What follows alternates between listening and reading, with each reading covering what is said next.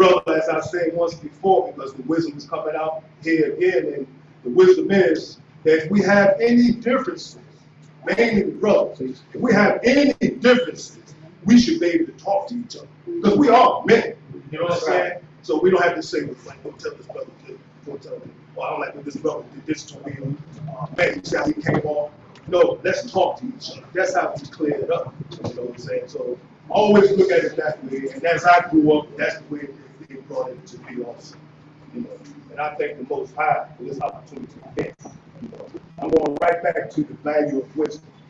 Receive my instruction and not silver, and knowledge rather than choice gold.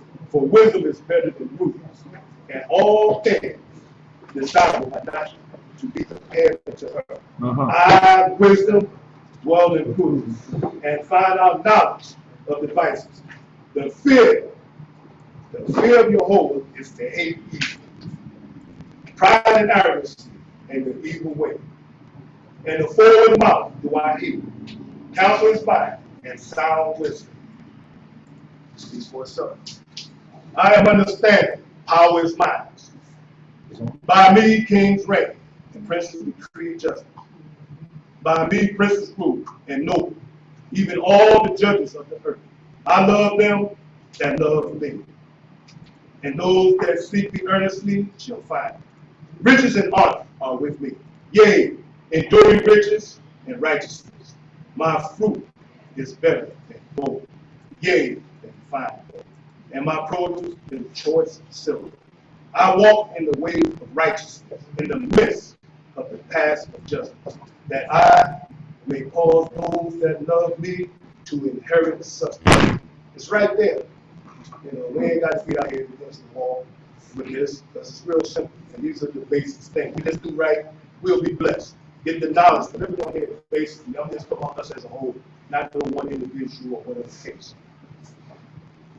That I may cause those that love me to inherit substance, and that I may fill their treasuries. Jehovah made me as the beginning of his way.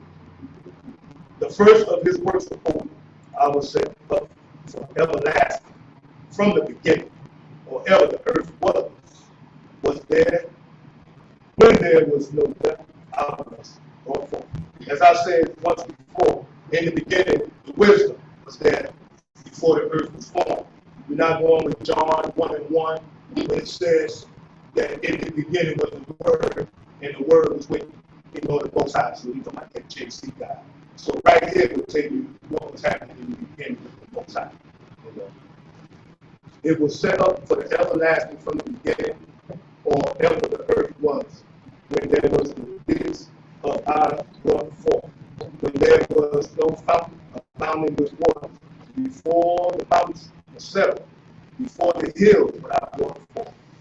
While as yet he had not made the earth nor the field, nor the beginning of the dust of the earth. When he established the heavens, I was there. When he set a circle upon the face of the deep, when he made firm the skies above, when the fountains of the deep showed their might. When he gave to the sea his decree, that the waters should not transgress his commandments. When he appointed the fountains of the earth, the foundations of the earth, then I was by him as a nurse, and I was there all the night, playing always before him, playing in his inhabited earth, and my delights are with the sons of men in his hand. Because once we are, and we do the right thing, as I said before, it's just, it is what it was. I would say that even though we brought the condition for them and our children, we are the ones as men, as leaders, as we always say, individually and collectively, we have to do this. To show ourselves to the Creator and bring our families. Now, therefore, ye children, hearken unto me. For happy are they that keep my way. Hear instruction and be wise, and refuse it not. Happy is the man that hearkens to me, watching daily at my gates, waiting at the posts of my door. For whoso findeth me finds life, and obtain faith of your hope.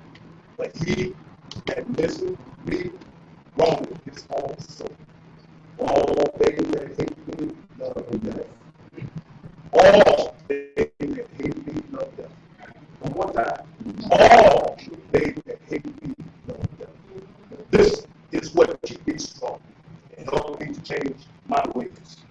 Because when you read this up, I like this. If any time, this and the, presidents work together. I like those just, but this wisdom is keep us sharp. You know what I'm saying? The Proverbs itself. And I always say, a son or a young man don't have to fall in the house, sit him on his lap and guide him through life and teach him. Proverbs. This is it right here. You know, instructions of the father.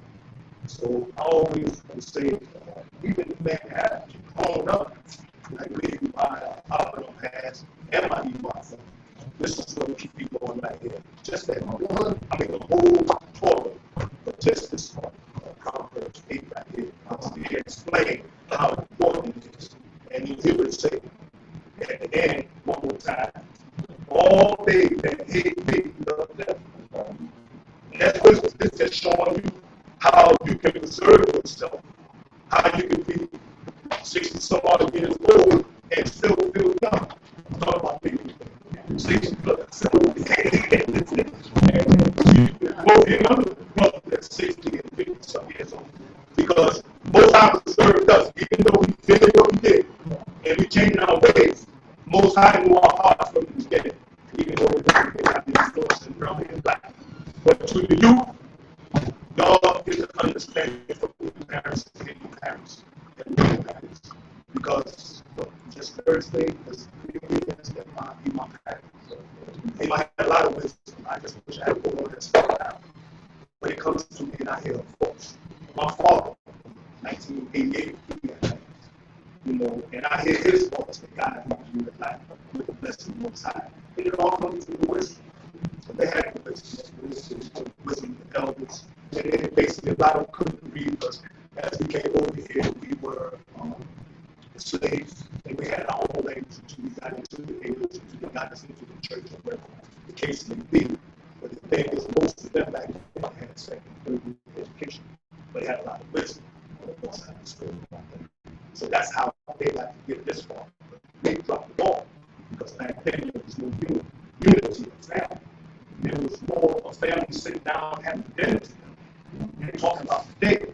And then there was more of that we in, we had to make it house at the time. But you had to be there before the street light. And you honor all that. You know what I'm saying? And they said we had to take such this time, large sit down. If you had nothing to say, but you had to be there. So this is what all this wisdom brings back to my mind. You know, and here in my imam and my aunt. So young and old, you got to listen to your parents. Because you never know when they're going to leave you. Most have to go home. You know what I'm saying? Try not to stress the leave. Try not to go back and forth. Because we can sell out to you. Because we nothing like that. They can have their back turned and everything. You go in your room. Shouldn't be saying that. Because you already know you're going to say something. You know what I'm saying? And that's how people was going on. And we dropped the ball when I said that. Me and that was saying that was going on from the late 40s up to the 60s. We dropped the ball. Because they were keeping their old-fashioned brain like they did us. So now we want to be the friend. Now we want to be, what do you call it? I would say, living. So we want to let them do what they do. Now they got a voice before they say, you just hear me. If you got anything to say, I may hear. But right now, these are the instructions. They recognize the laws. They recognize. So we drop the ball, so we got to pick up. I'm part of it too. We drop the ball too. So that's my celebration. You know, that's it. But anyway, I thank you the Most High for this time to talk to my family. Very rarely I come up here. But I thank the Most High for my life, the life of my family. And I thank you for the life of my son, L1. I thank you for my granddaughter, Nisha. And may the Most High God bless her and her endeavors. She's doing good. I'm proud of her also. And she keep on doing what she's doing. And it's going to work for me because I see you speaking to me. So when we talk sometimes, I see how you have grown and I see how you got to understand. I just had to put that out there. Because my son, he wants to stick with me as long as he can. You know what I'm saying? And I'm proud of him also. And I'm proud of all of you because we family here. If I get the name on this going like this. All of you, especially the men, like I said, man, y'all are the future. Sometimes when I talk to y'all on the side, y'all are the future. Y'all got the hope. Y'all want to do better than us. That's right. You know what I'm saying? Because I teach my son. I said, you're supposed to be better than your father. You know what I'm saying? And don't be like you be better. I mean, you be better than me because I'm going to teach you my errors. And when I make mistakes, that's where the wisdom comes. Most high bless me, don't do the errors of mistakes that I made, slip, slide, and fall. So now that I know now, so I can fall and fall. So y'all next. So whatever y'all see that we do wrong, you might not get saved anymore, or you might want to be respectful, just do it. Say it, it's better to speak. Y'all doing pretty good. I'll let you. You know, all the thanks and praise from both sides. May He continue to bless us throughout this service. May He accept the service that we have at this portion. Amen. Thank the Most High for His family that's online. And He continue to be there and learn if they can come and join us.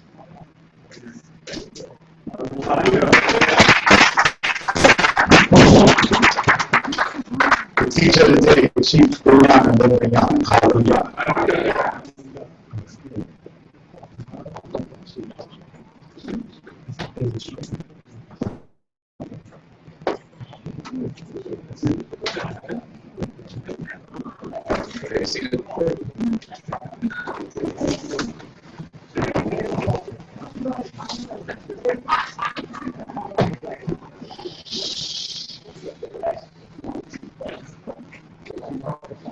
Praise and honor to you, all God, that's meeting your verse. Thank you for our lives. Thank you for your strength and good health and allowing us to be here and to stay.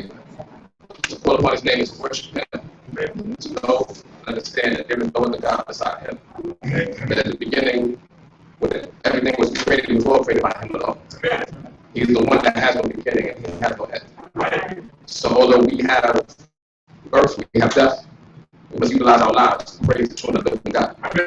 The God of our forefathers, the God of Abraham, the God of Isaac, the God of Yaakov, the God that brought the children of Israel out of Israel, the God that led us over here to this one on the earth because we sinned against Him.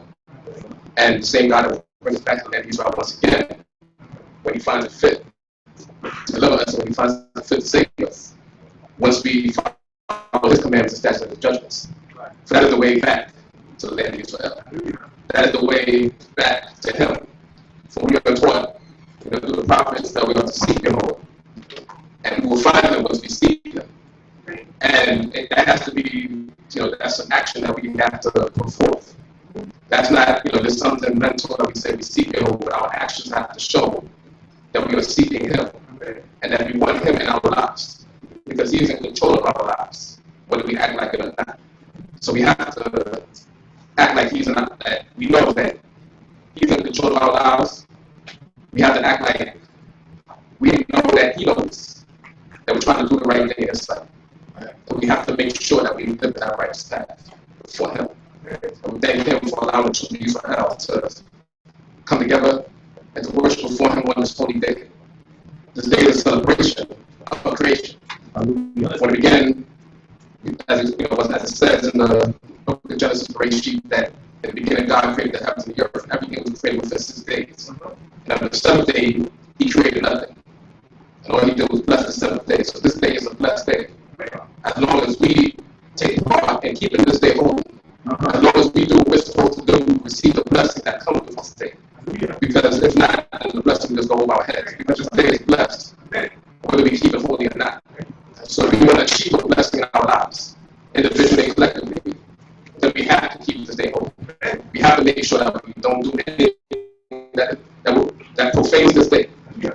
Because the word went out in the book of Exodus, where it says that those that work in this day will be put to death, those that profane this day will be put to death. And although those commandments were given to the judges of the nation of Israel, even in a situation where we don't have judges executing that judgment day, the Most High's word already has gone out. So there's nothing that we can do different to, push that death aside if we want to profane this day or if we want to work in this day.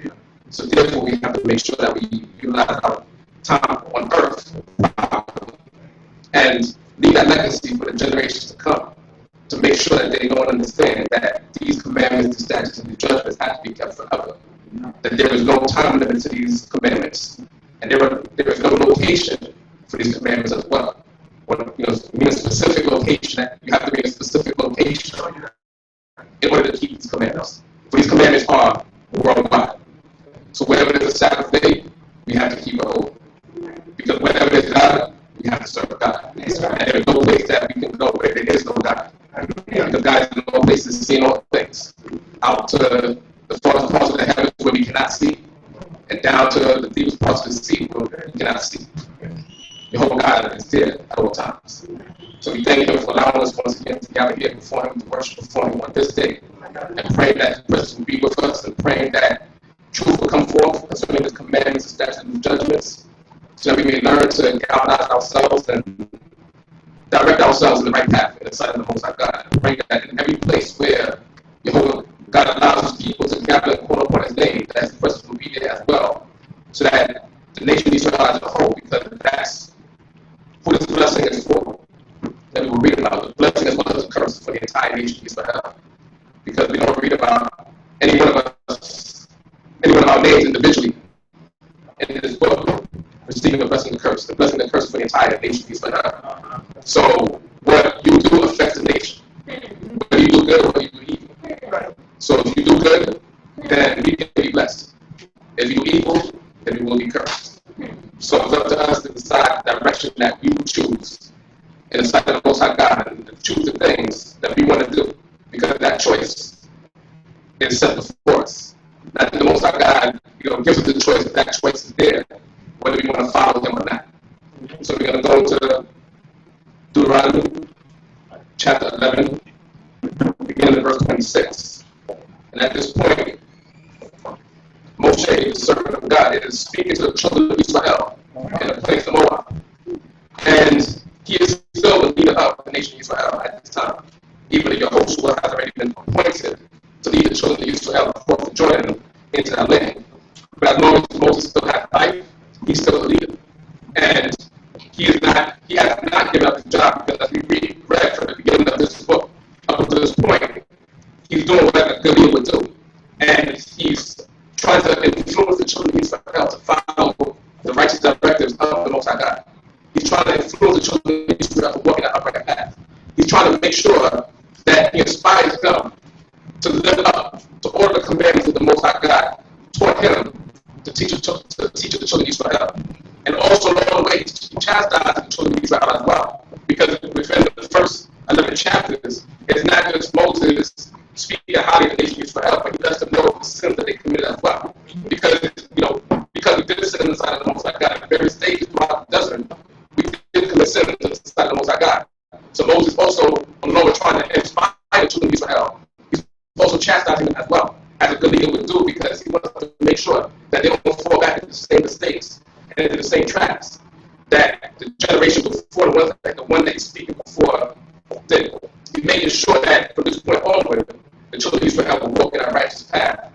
But as history went along, as we continue to read the Holy Spirit, we know that we fell into evil, and even today we fall into evil. But once we read these words, we know that we have the opportunity to get back on track with the Most High God. So Moses, once again, is continuing his speech to the children of Israel and teaching them and directing them in the path that they should go as they go forward to cross the Jordan. Him still being mindful that he's the leader of the nation, and he's not giving up his job until the day that he dies. So he's making sure that he leaves a positive influence upon the children of Israel.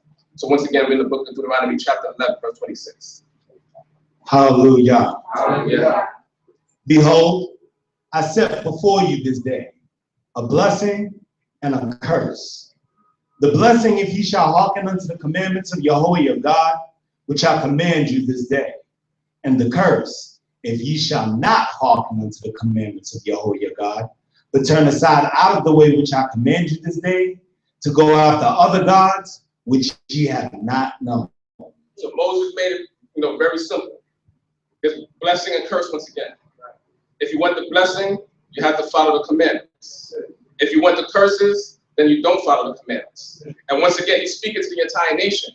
So we can't look at it individually, like if we, when I say we, like, individually are keeping the commandments, that as a nation, that blessing is supposed to be upon everybody because we're responsible for everybody.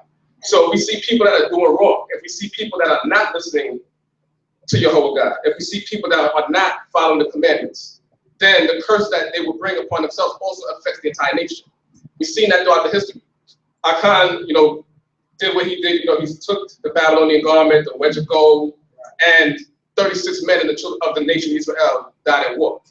We've seen where, at the time when Moses, in the book of Numbers, when people stood up against Moses, and after the death of the men that were there with Korah, people stood up and said that you killed the people of Jehovah, and a plague went forth. And the plague didn't just hit the people that stood up, but the plague went throughout the entire nation to where Aaron had to go forth and to do what he had to do with the incense and to put himself in the crowd, and then he stood between the living and the dead. We see various times in our history where it could be a few individuals that are doing evil, but that evil affects the entire nation. So we can't be in a situation where we also read about the high priest Eli and what he did or what he didn't do concerning his sons. And what his sons did affected him as well because he didn't chastise them. So therefore that same thing falls upon all the children of Israel. That if we don't rebuke those that do evil, then that evil will also fall upon us as well. So if you want to receive the blessing, it's not all about just individuals keeping the commandments, but we have to make sure the entire nation, or even those around about us, because even if we're not able to reach forth and have our voices heard throughout the entire nation, you have to make sure that those that are around us are keeping the commandments if we want this blessing that the Most High God has already prescribed to be upon the children of Israel, according to the covenant that he made with Abraham, Isaac, and Yaakov, which that covenant transcends unto us this day. So either we want the blessing, as it says, or we want the curse. And so therefore, the question goes out, and if we want the blessing, then why aren't we speaking out against those that are doing wrong? And why are we not making sure that those around us are doing the right thing? Why are we allowing people to break the commandments of the Most High God? Why are we allowing these things to happen, but yet we want the blessings that come along with the covenant? We can't get the blessings of the covenant and we allow people to do what they want to do. It doesn't go, like I said, whether you think yourself are doing the commandments, but you allow people around you not to do it, then the blessing still won't be upon you because the blessing that's here is for the entire nation of Israel. Continue. Verse 29. And it shall come to pass, when Yahweh your God shall bring you into the land which you go to possess it, that you shall set the blessing upon Mount Gerizim, and the curse upon Mount Ebal. And are they not beyond the Jordan, behind the way of the going down of the sun, in the land of the Canaanites that dwell in Arabah, over against Gilgal, beside the terebinths of Moreh? But ye ought to pass over the Jordan to go and to possess the land which Yahweh your God gives you, and ye shall possess it and dwell therein. And ye shall observe to do all the statutes and the ordinances which are set before you this day. So now what Moses is telling the people is that once they cross the Jordan and get into the land of Canaan, that there's a procedure that they have to perform. And that procedure is explained even further in Deuteronomy chapter 27, where he's letting the people know that there's a procedure that they will have to perform where there's going to be two mountain ranges and there's a valley in between. Mount Gerizim is one mountain range and the other one is Mount Ebal. And that the children of Israel was, amongst the tribes would be 6 and 6. Once again, once you read in Deuteronomy chapter 27, you see the full explanation. And they will pronounce the blessings that will be upon the children of Israel on Mount Gerizim, the tribes of the deer. And then the tribes that are on Mount Ebal, they will pronounce the curses upon the children of Israel as the rest of the nation passes in the valley between the two mountains. And that's our opening into the covenant. And that's the way that we would enter into the land, because that's the procedure that the Most High God has prescribed for us to go through when crossing the Jordan and entering into the land, before we, go forth with our conquest of conquering the entire land, we have to make sure that we rehearse the blessings and the curses that the Most High God has already prescribed for the children of Israel. Continue. Deuteronomy chapter 12, verse 1. Hallelujah. Hallelujah. These are the statutes and the ordinances which ye shall observe to do in the land which Jehovah your God, the God of your forefathers, has given you to possess it all the days that you live upon the earth. You shall surely destroy all the places wherein the nations that ye ought to dispossess serve their gods, upon the high mountains and upon the hills and under every leafy tree. And ye shall break down their altars and dash in pieces their pillars and burn their asherim with fire. And ye shall hew down the graven images of their gods, and ye shall destroy their name out of that place. Ye shall not do so unto Jehovah your God, but unto the place which Jehovah your God shall choose out of all your tribes to put his name there, even unto his habitation shall you seek, and thither shall you come, and thither you shall bring your burnt offerings, and your sacrifices, and your tithes, and the offering of your hand, and your vows, and your freewill offerings, and the firstlings of your herd, and of your flock. And there ye shall eat before Jehovah your God, and ye shall rejoice in all that you put your hand unto, you and your households, wherein Jehovah your God has blessed you. Ye shall not do after all that we do here this day, every man whatsoever is right in his own eyes. For ye are not yet as yet come to the rest and to the inheritance which Jehovah your God gives you. So at this point, after Moses had already explained to the children of Israel from the chapters prior that we read, trying to once again inspire the children of Israel and also chastise them for the things that they did wrong, now Moses is about to explain the commandments that the Most High God has given to the children of Israel to follow. So we're going to read from this chapter and on throughout the book of Deuteronomy that there are going to be plenty of laws that were already stated previous, to the prior generation. And once you read, earlier from the book of Exodus all the way up to this point, Moses is basically rehearsing these commandments to the children of Israel to make sure that this generation understands the word that is supposed to be followed. So when he starts off here, letting the children of Israel know that once we enter into the land, we're supposed to destroy any image that the Canaanites bow down to, any idol that was there, anything that appeared to be an idol, anything related to a false god, any place that they worship their false gods, any altars that they read up to offer sacrifices to their false gods, that have to be completely removed from that land, because we basically have to go forth and purify that land, so that land would no longer be known as the land of Canaan, but it would be the land of Israel, and it would be known as the land that Jehovah God has blessed. So therefore, in the land that Jehovah God has blessed, there cannot be any image. There can't be the name of any false god written there or written anywhere within that land.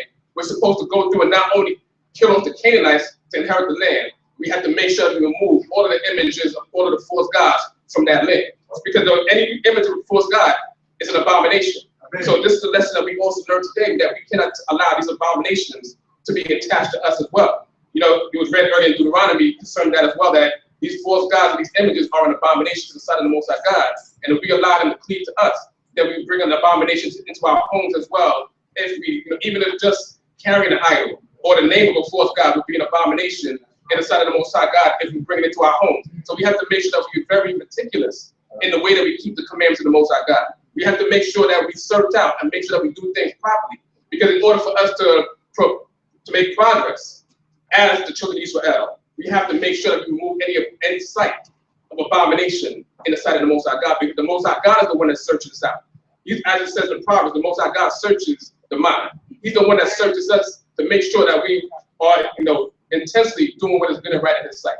And if we don't do what is good and right in His sight, then He would destroy us. But He says that we don't do that to the altar of the Most High God.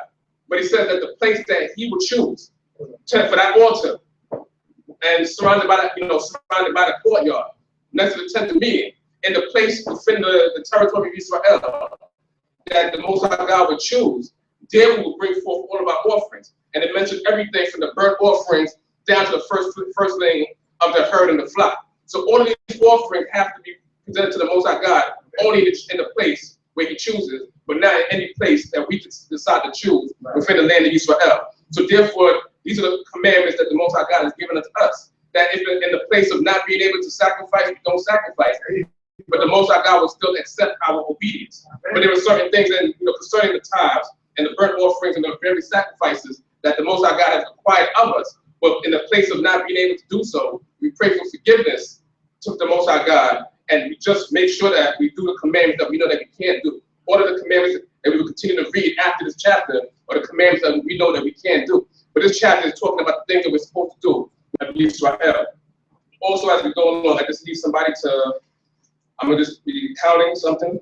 So right now, I just need somebody to write down the number 1. And when I say 2, you write down 2. But at the end of the chapter, I'll explain why I'm doing it. So somebody just write down the number 1. Continue. Deuteronomy chapter 12, verse 10. But when you go over the Jordan and dwell in the land which Jehovah your God causes you to inherit, and he gives you rest from all your enemies round about, so that ye dwell in safety, then it shall come to pass that the place which Jehovah your God shall choose to cause his name to dwell there, thither shall ye bring all that I command you, your burnt offerings and your sacrifices, your tithes and the offering of your hand, and all your choice vows which ye vow unto Jehovah. And ye shall rejoice before Jehovah your God, you and your sons and your daughters and your manservants and your maidservants, and the Levite that is within your gates, for as much as he has no portion nor inheritance with you. Take heed to yourself, that ye offer not your burnt offerings in every place that you see, but in the place which Jehovah shall choose, there you shall offer your burnt offerings, and there you shall do all that I command. So once again, Moses repeating that once we go into that land, Jehovah will choose a place where the offerings will be, presented unto him, and only in that place we will be able to present the burnt offerings and the tithes and everything that we're supposed to present unto the Most High God. Because there's also a lot of controversy about tithes, whether we can tithe in this land or not. But we know that the tithes that the Most High God is talking about is the tithes of our crops. And as we continue reading on these chapters, the tithes of our crops, the tithes of our animals, those are the things that the Most High God require of us. And those are the things that we've given to the Levites because they don't have an inheritance. So that's why it says that we give forth these things, and the Levite that is within your gates, for as much as he have no portion of inheritance with you. So therefore, the Levite will be able to rejoice along with the children of Israel, because the Levite will be provided from the tithes of the children of Israel collect. So we're not, if we don't have the Levitical system set up as it should be, we don't have our land to tithe from, and we don't raise an animal to tithe from, then the tithes that the Most High God is talking about cannot be instituted. There are, of course, supposed to be obligations that any individual that breathes air in any congregation has to do. If you sit in any congregation and you breathe air within that congregation, you have a responsibility to that congregation. It's not going to be tithes, but it's going to be a responsibility that you have to that congregation, that you make sure that you go forth and do. So therefore, in not collecting tithes, people don't have to be afraid or shouldn't be afraid of people not supporting the place. If people aren't supporting the place, then that's the individual or individual that's not supporting the place. That's right. But it's not, you don't have to put it under the guise of tithe to make people support the place. Right. People are supposed to support the place because they know that that's their duty to the place that they go in. It's like, you don't go to anybody's house without bringing them something. That's right. We read in the Holy Scriptures that people go see the prophet and they even bring them, a garment or something. So anybody, any place you go to worship the Most High God, you have to bring something in order to support that place. Whether you're actually a member of that congregation or you're visiting that congregation, you have to make sure that once you sit down and you take up somebody's seat and you breathe breathe the air in that congregation, you make sure that you support the congregation that you're putting them up. And it doesn't have to be done once again in the guise of a tithe, but it's just your obligation and your right. Because you utilize electricity and you get billed. You utilize gas, you get billed. So you utilize space in the congregation, you should get billed as well. Continue. Verse 15. Notwithstanding, you may kill and eat flesh within all your gates, after all the desire of your soul, according to the blessing of Jehovah giving you. Clean and the clean may eat thereof, as of the gazelle and as of the hart. Only ye shall not eat the blood. You shall pour it out upon the earth as water. You may not eat within your gates the tithe of your corn, or of your wine, or of your oil, or the firstling of your herd, or of your flock, nor any of your vows which you vow, nor your freewill offerings, nor the offering of your hand. But you shall eat them before Yahweh your God in a place which Yahweh your God shall choose. You and your son and your daughter and your manservant and your maidservant and the Levite that is within your gates. And you shall rejoice before Yahweh your God in all that you put your hand unto. Take heed to yourselves that you forsake not the Levite as long as you live upon your land. So now at this point, as Moses explaining that the children of Israel have the opportunity to eat meat. Now all animals that are slaughtered have to be presented on the altar as an offering. We have the opportunity to slaughter meat just because we want to eat. So it says that you want to eat according to the desire of your soul, according to the blessing of Yahweh that He has given you. So we have to realize that as long as we're eating, the Most High God is blessing us. And then therefore in us realizing that the Most High God is blessing us, we have to give Him thanks for the blessing that we receive. So He's saying here that it says that the unclean and the clean may eat thereof. It says that whether you clean or unclean, you have the opportunity to eat meat. So if the Most High God blesses you that you're able to wake up in the morning and you have food to eat, then you thank the Most High God. So whether you're clean or whether you're unclean, you acknowledge that the Most High God has allowed you to have food to eat, and you thank the Most High God for the food that you eat. So whether it's in the land of Israel or outside the land of Israel, if the Most High God has blessed you with the opportunity to eat, you thank Him and you eat. Once again, whether you're clean or you're unclean. We also must, of course, make a difference between the clean and unclean. So an unclean person will separate themselves, especially depending on the type of uncleans that they have that they can pass to someone else. But because you're unclean doesn't mean that you're cut off from living, and you're not cut off from eating. So that's basically what this is saying here, that whether you're clean or unclean, you have the opportunity to eat as the Most High God has blessed you. So if you open your refrigerator and you have food inside your refrigerator, and it's clean food, as we will get into later on in this portion, thank the Most High God for allowing you to have food to eat. So whether you became unclean that night, eat the food and thank the Most High God for allowing you to have food to eat. So if you're unclean, it doesn't mean that because you're still going to have to thank Him for the food that He gave you. That's right. But it says only the offerings, the burnt offerings, once again, the vows, the tithes, and it specifies what the tithes are. The tithes of corn are basically the tithes of your grain, the tithes of your wine, the tithes of your oil, then the firstling of your herd and of your flock. Those are the things that are tithed.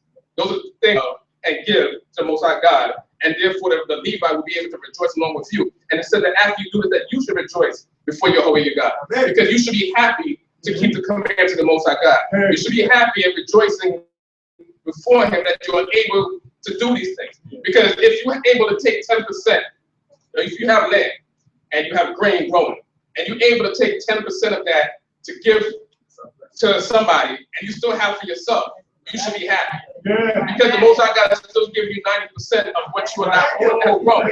So therefore, you should have a lot to rejoice for. You have a lot to be thankful for. He didn't ask for 90%. He didn't ask for 99%. He asked for 10% to give to the Levite who doesn't have a portion. And that's how they sustain themselves. That's how they survive. But He still allowed you to have a lot. So therefore, you have something to rejoice about. So therefore, that, once again, even though we don't have time, but we have something. And even in this portion, once again, we're going to read later on, that we're supposed to look out for those that are in need.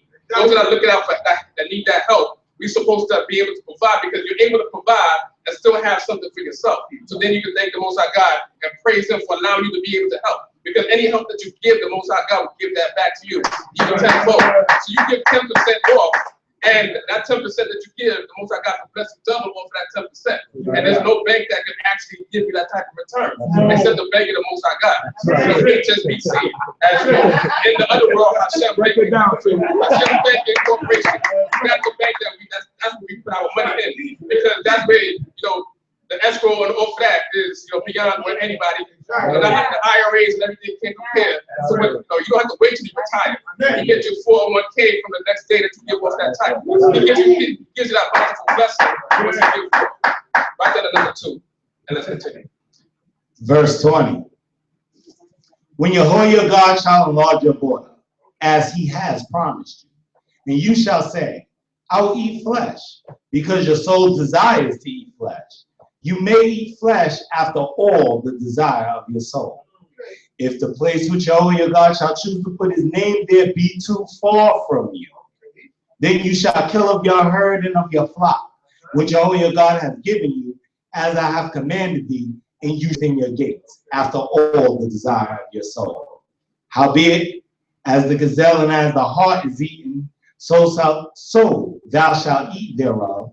The unclean and the clean may eat thereof alike. So we did, once again, you have your animals you want to eat, slaughter your animal and eat. Nobody else has to pray over your animal.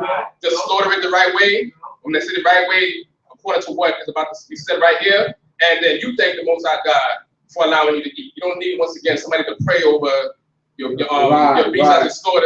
You don't need anybody to inspect it. As long as you know that you're doing the right thing, then you do it and make sure that it's done according to these specifications as it says here. Verse 23. Only be steadfast in not eating the blood. Only be steadfast and not eating the blood. For the blood is the life. Thou shalt not eat the life with the flesh. Thou shalt not eat it. Thou shalt pour it out upon the earth as water. Thou shalt not eat it, that it may go well with thee, and with thy children after thee, when thou shalt do that which is right in the eyes of Yahweh. Only your holy things, which you have, and your vows, you shall take, and go unto the place which Yahweh shall choose. And you shall offer your burnt offerings, the flesh and the blood, upon the altar of Yahweh your God. And the blood of your sacrifices shall be poured out against the altar of Yahweh your God, and you shall eat the flesh. Observe and hear all these words which I command you, that it may go well with you, and with your children after you forever, when you do that which is good and right in the eyes of Yahweh your God. So if you want it to go well with you, don't eat blood. Right. So these commandments that we read here, they're basically basic things that we're supposed to live by. And we're able to keep these. So it mentions here that even if you're in a faraway place, you're in the land of Israel, but you're in a place far away, but you want to eat meat, you slaughter your animal, pour out the blood upon the ground, or do whatever method that is necessary to remove the blood from that animal. You can cook it and you can eat it. So even, you have the ability, you have the opportunity to eat meat. Just make sure that you don't eat any blood within that meat. You make sure that you draw all of the blood out of that meat any way that you can. It's just, most of us don't slaughter our own animals before we eat it, and we're left up to other people slaughtering it. Before you cook it, make sure you do whatever process is necessary to make sure that blood is drawn out of it, and then you cook it very well to make sure all of the blood is, come out of it. Don't, cook it, part way, cook it halfway, cook it all the way to make sure that all of the blood comes out of it, so that way it can go well with you. And it says when you do what is good and right in the sight of Jehovah, because that's what the Most High God requires, that we do what is good and right. Some things may be good to do, but they're not right. Some things may be right to do, but they're not good. So we have to make sure that we do what is good and right in His sight. And once again, Moses is just reiterating commandments that were already given to him to teach the children of Israel prior. So this chapter was already in the children of Israel. You know what chapter this came from? 10, 9, 8, 7, 6, 5, 4, 3, 2, 17. Leviticus chapter 17. This is just a reiteration of Leviticus chapter 17. The part concerning the slaughter of animals you can eat, and also that you only offer in the place that Jehovah God chooses. Now, in terms of the blood, there's various places in the first 5 books that mention blood. You can name off any of them right now. Genesis, Genesis. Anywhere where we be commanded not to eat blood prior to this chapter.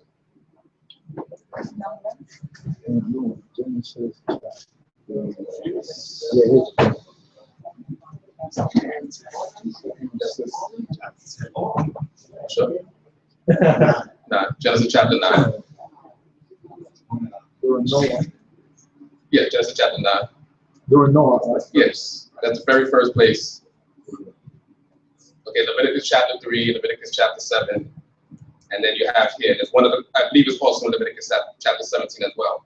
And then there are other places, I think Leviticus chapter 19 as well, it says don't eat with the blood. But repeated. It's repeatedly, so therefore, just as the Sabbath day is repeated a lot of times in the Holy Scriptures, and not eating blood is repeated, Therefore, we know that it's important on the side of the Most High God that we don't eat blood. That's it. He tells us don't worship false gods numerous times, keep the Sabbath day holy, and don't eat blood. So we have to make sure that we have to keep all of the commandments. But if he's repeating something, Right. a lot of times, chances are it's something that's very important to him. So you eat blood, which is the life of that animal, then the Most High God has something for you because you ignore this, command that he repeated. It's not like you can say, "Well, I missed that chapter." You had 5 other chapters that you could have caught up with that. It's like the Sabbath day. You have at least 10 chapters probably that you can read about the Sabbath day. So you have no excuse for breaking the Sabbath day. Right. And nobody has an excuse for working on the Sabbath day. And the Sabbath day is not mentioned in this portion, so we're not really going to get too deep into that, but there's no excuse whatsoever for profaning the Sabbath day or working on the Sabbath day. And we have no excuse whatsoever to eat blood whatsoever. Just so we have no reason whatsoever to worship a false God whatsoever. And this portion is going to get into that because there are ways that we may not even know of that we bring false God worship into the things that we do. Continue. Verse 29. When Yahweh your God shall cut off the nations from before you, whither you go in to dispossess them, and you dispossess them, and dwell in their land, take heed to yourself, that ye be not ensnared to follow them. After that they are destroyed from before thee, and that thou inquire not after their gods, saying, how use these nations to serve their gods? Even so will I do likewise. Thou shalt not do so unto Yahweh your God. For every abomination to Yahweh, which he hates, have they done unto their gods. For even their sons and their daughters do they burn in the fire to their gods. So it ends up with an example of the nations burning their sons and daughters in the fire to their false gods. But before that, it says that all of the ways that people use that are exclusive to the worship of their gods, make sure you don't incorporate that in the service of Jehovah. So therefore, because he says, don't do that to Jehovah your God. So therefore, there's a notion out there that I don't know if anybody can figure out. I'll give y'all 5 seconds, but there's a notion out there amongst the nation Israel that this goes against. That a lot of people say, but this that we just hear goes against that notion that a lot of people say. 5, 4, 3, 2, 1. There's Israelites that say that just because we serve Jehovah and we have many differences, that it's okay. Talk about it. But God specifically says that there's only one way to serve him. You can't incorporate the ways of false gods and to worship him. So we can't be in a situation we say, oh, we all serve Jehovah. And everybody does what they want to do, but we all serve Jehovah. But it's okay. And Jehovah just said that don't do so to Jehovah. That's right. All of these ways that are out there that people want to have something like this, and people want to do the beef yoga and incorporate the stuff from before God and say that I was, in our nation, our forefathers probably did this, and people want to reach out to the stars and do this and do that. But people, folks that would tell Jehovah our God. God says, don't do so to him. That the way that he wants you to serve him, that's the way that you serve him. Don't incorporate these things and say that we're supposed to serve Jehovah. But these little practices, these aren't necessarily attached to false God. So we have to do that. We have to make sure that we serve Jehovah God the way that he wants to serve him. In our society. So if we can do all the research of ancient societies, from Egypt to the Eucharist bowls and whatever's out there, and you see that people in ancient times do this, and you say, well, I'm not serving God, but these are the practices, ancient people used to do, so it must be okay to do this and treat little of this and a little of that.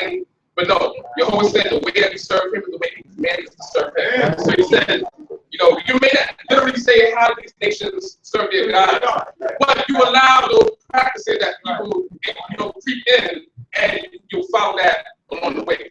And so therefore, in order to serve Jehovah, we have to serve him the way that he commanded us to serve him. So all these things that are out there that people want to incorporate, we cannot incorporate those things in our service.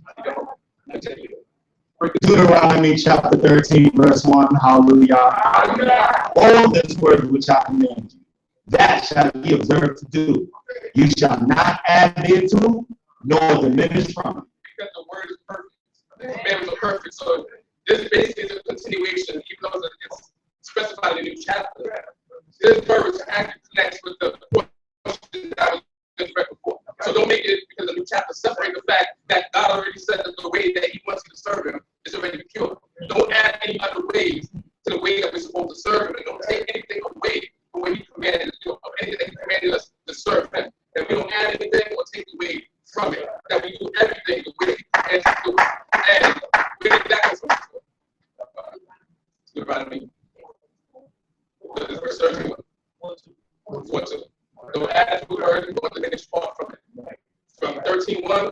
Deuteronomy 4:2. And so we have to remember these things because Moses, as a great teacher, he's teaching the children of Israel things that were already taught because we forget a lot of things.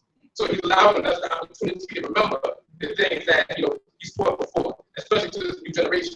So us being a generation in the land of captivity, we have to rehearse these things as well. Continue. Verse 2. If there arise in the midst of thee a prophet or a dreamer of dreams, and he give thee a sign or a wonder, and the sign or wonder come to pass, whereof he spoke unto thee, saying, let us go after other gods, which you have not known, and let us serve them. You shall not hearken unto the words of that prophet, or unto that dream of dreams. For Jehovah your God puts you to proof, to know whether you do love Jehovah your God with all your heart and with all your soul. After Jehovah your God shall you walk, and him shall you fear, and his commandments shall you keep, and unto his voice shall you hearken, and him shall you serve, and unto him shall you cleave. And that prophet or that dream of dreams shall be put to death, because he has spoken perversion against Jehovah your God, who brought you out of the land of Egypt and redeemed you out of the house of bondage, to draw you aside out of the way which Jehovah your God commanded you to walk in. So shall you put away the evil from the midst of you. So it says, there's a prophet of dream of dreams, and it mentions in the midst of you. It will be different. There's going to be somebody that, says that they serve Jehovah. Someone that, see that Abraham, Isaac, and Jacob, when they have some dream, or they have some word to give you, but in the process of time, that word that they give you is forcing you to go away from Jehovah. Because they're going to entice you. So they're not going to, this is giving you, the thing in a package. Where you really understand what's happening. When a prophet or dream of dreams not going to come and say, there's no worship for God. They're going to do it in an enticing manner. But God letting us know that in the end of it, what they're trying to make you do is turn you away and serve God. So anybody, because a lot of prophets rise up and say a lot of things. A lot of people have dreams and talk about their dreams. But most I got to say in that passage that we have to make sure that we cleave to him. That we cleave to Jehovah only. That we don't let anybody direct us away from the path of the Most High God. So we may hear about prophets and people that have dreams and various things like that, but it's up to us to ignore that and follow the directives of the Most High God and the commandments that he has given us. Right now we're in captivity, so we're waiting for an actual word of God that's going to be known and seen to all. So a prophet's not going to come just to speak for a portion of the nation of Israel. The prophet's going to come at this state of time that we're living in for something that's going to benefit the entire nation. Because the prophets always went to the nation. Isaiah went to speak to the nation. He made it go to the elders, but that word was for the entire nation. It wasn't for a portion of people. Jeremiah went to the king to tell the king to speak to the people concerning certain things that affect the entire nation. Everybody knows. Ezekiel, the elders went to Ezekiel to find a word from God that's going to be effective to the entire nation. So if a prophet or a dream is going to come today, the word that the Most High God is going to give them is going to be something that's effective for the entire nation to follow. And they're going to make the Most High God is going to make sure that that prophet gets that word to everybody. So everybody's going to hear that word. It's not going to be for a set of people, but everybody's going to hear that word. So we have to be careful today of the prophets and the dream of dreams that rise up and speak certain things because they get turned away from the Most High God. And we have to make sure that we cleave into what God says. And therefore, once the punishment for the individual is that they will be put to death. So therefore, evil will be put away out of the midst of Israel. And that's a recurring theme in the book of Deuteronomy. That evil is put away from our midst. That we don't live in a society that allows evil to fester. We don't live in a society where people do evil and we can speak to them and everything is okay after that. We have to remove evil from the midst of us. And removing evil is, either at death, as it says here, or physically remove those individuals from our midst because those individuals can contaminate us once we allow them to continue on with their evil. So you can do all the commandments you want, live righteously, live perfectly evil, but you allow evil in your midst. That curse that comes, that evil is still going to affect you. We have to make sure that we always remove evil from our midst. Continue. Verse 7. If your brother, the son of your mother, or your son, or your daughter, or the wife of your bosom, or your friend, that is as thine own soul. Entice thee secretly, saying, let us go and serve other gods, which thou hast not known thou nor thy fathers, or the gods of the people that are round about you, not unto thee or far from thee, from the one end of the earth even unto the other end of the earth. Thou shalt not consent unto him, nor hearken unto him. Neither shall your eye pity him, neither shall you spare him, neither shall you conceal him, but you shall surely kill him. Your hand shall be the first upon him to put him to death, and afterward the hand of all the people. And you shall stone him with stones, that he die, because he has sought to draw you away from Yahweh your God, who brought you out of the land of Egypt, out of the house of bondage. And all Israel shall hear and fear, and shall do no more any such wickedness as this in the midst of thee. So it's talking about people that are near to you. People that are real close. You know, your brother, your children, your friends, that's your friend that's close to you as yourself. You see that individual in yourself.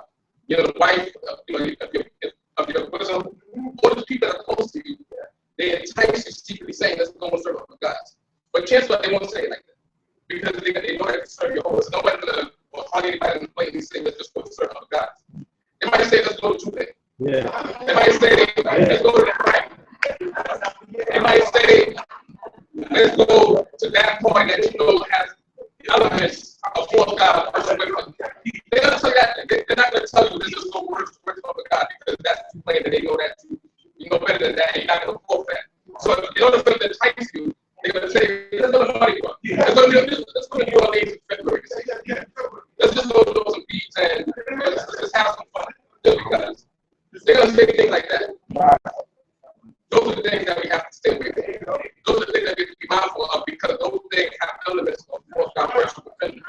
So, because a month from now, some people might be on Easter Parkway, and they may get enticed to be on Easter Parkway. That we have to just make sure that you know what you're getting into before you get into it. So, all of it incorporates, elements of carnival. Right. Carnival, which originated in Italy through paganism. Right. So therefore, that's why a lot of elements of carnival involve paganism. Yeah. That's why carnival as a whole usually appears a certain time of the year. Mm-hmm. Carnival usually appears before the Roman Catholic Lent period. Right. So therefore, there's a connection between the carnival and the Lent. Yeah. So you can't go one out and keep the other. That's right. Lent and carnival go together. Absolutely go together. Because before Lent, which is the period where the Roman Catholics don't eat meat, they might eat some fish or whatever. There's a thing called in Italian Carna Valley, which means the removal of meat. And through the language and become English and become carnival, which means removal of meat, because you're getting ready for that period of Lent. So there's no reason to get involved in carnival unless you get ready for Lent. You can't get carnival. You must be. That's the purpose of getting into carnival, because you're getting ready for Lent. So in order to get ready for Lent, you have to get the meat, get rid of the meat. So and this is the opportunity. You're not going to drink wine, so you want to drink all the wine you can, eat all the meat you can, sleep with as many people as you can. If this person's wife and let them sleep with your wife, get all that evil out of the system that you have, both of them within you. You get rid of that before Lent. So there's no need to get rid of anything unless you keep Lent. So one goes with the other. That's why there's a lot of pagan traditions that can go along with the Carnival Valley.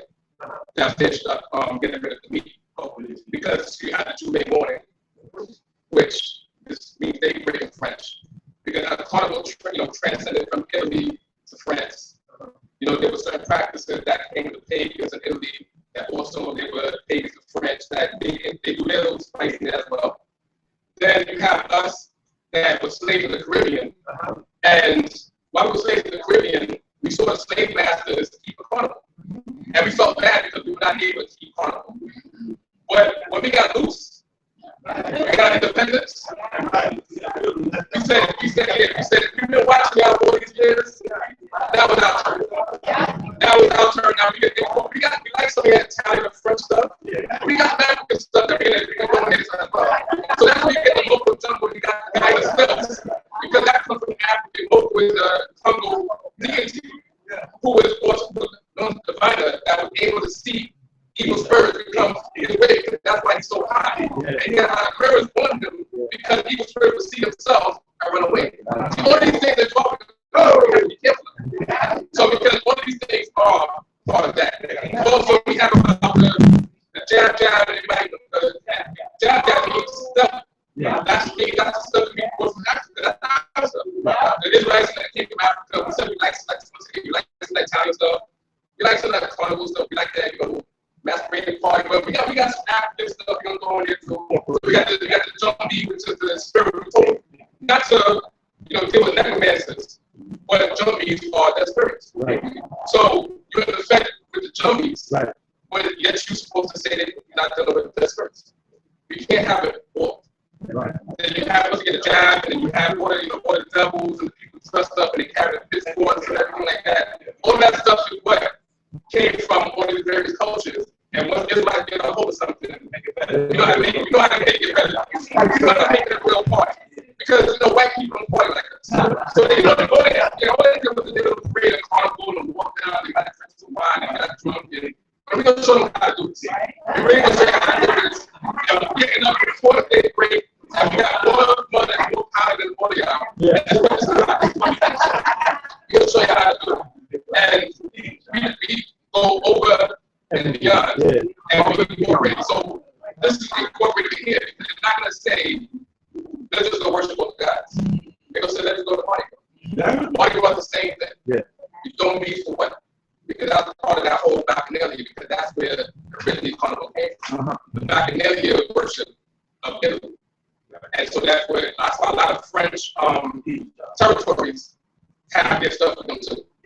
So you got to see how culture transcends depending on who is in control. Louisiana was once French territory, so they have a lot of that food and all that stuff with them, and they got that Mardi Gras like that carnival style because the French brought that stuff. And the French brought it. That's why once we get a hold of it, we know how to do it better than anybody else. Yeah. So whatever we do it better. We play just like we play sports better than a lot of people. Yeah. We run fast than a lot of people. We know how to do evil better than a lot of people. We have to make sure that we get out of that and get back to this pure way of life that the Most High God taught us. That's what to live by. So, a lot of us were part of that. Just like a lot of us were part of Christianity. Yeah. So it's not necessarily in a manner to label certain points or bring people down because once a lot of us were bound down to 13 stations and when as time goes on, we learn what to shed. Yeah. So as we improve, we know that these are the things that we're not supposed to be involved in ourselves in. So, since I don't say it's not to be labor, because, some people maybe have been in the parkway in the past, and now you know better. Yeah. Just like a lot of us went to church, some of us went to mosque, now we know better. So now we have the opportunity, because God didn't kill us. See, the punishment for this type of thing we accept that you kill them, no matter how close they are to you, we kill them. But the Most High God spared our lives. So we ask for forgiveness for these things that we did. Ask for forgiveness for throwing that out. And the Most High God will forgive you because you have rights. Ask for forgiveness for throwing out holy water. Or pouring out holy water, filling the holy water. Ask forgiveness for that type of thing. Ask forgiveness for doing the sign of the cross. There's many things that we have to ask for. So He's given us life, so we have to take advantage of life and do better. So we have to, once we alive, improve our ways before Him and make sure that we don't fall into our trap because people want to scare us with things and say that it's okay to do this, but it's not okay to do things. Continue. Verse 13.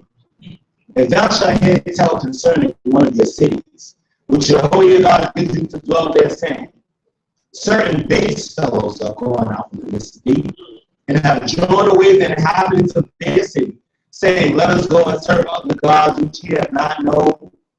Then you shall inquire, and make search, and ask diligently.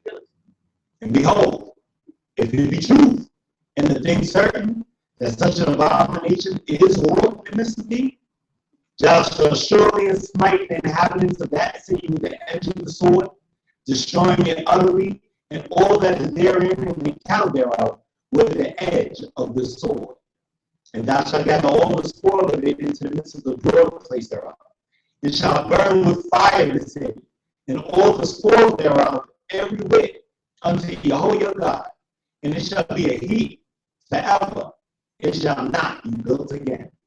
And there shall cleave naught of the devoted thing to thy hand, that Jehovah may turn from the fierceness of his anger, and show you mercy, and have compassion upon thee, and multiply thee, as he has sworn unto thy fathers. When thou shalt hearken to the voice of Jehovah your God, to keep all his commandments which I command you this day, to do that which is right in the eyes of Jehovah your God. So it started by talking about a prophet going forth and trying to entice people. They talked about the person that was near to you, trying to entice you to turn away from Jehovah. Now we're talking about an entire city, where the inhabitants of that city have completely gone astray and allow, idolatry to take hold of that city. And they have to, the judges have to make sure that they check it out. And this is a search. You ask diligently, you ask a lot of questions. Court cases don't have to be ruled overnight. Right. They can take time. Just to make sure you get all the details. That's why even in this country, you have a court case that takes place a year later. Because people have to get out the facts. You don't have to come to a judgment right away. So that you don't have to rush to judgment. So take your time, make sure you get all the facts, get all the information. So when all the information is presented, this is what it is. Nobody can refuse it because it says, and it was true. If you ask all the questions, you dealt with the people that saw it, dealt with the people that heard about it, dealt with the people that dealt with it, and you went through, you did your investigation, your private investigation if necessary, and you see that the city had turned away from the Most High God, then that entire city is destroyed.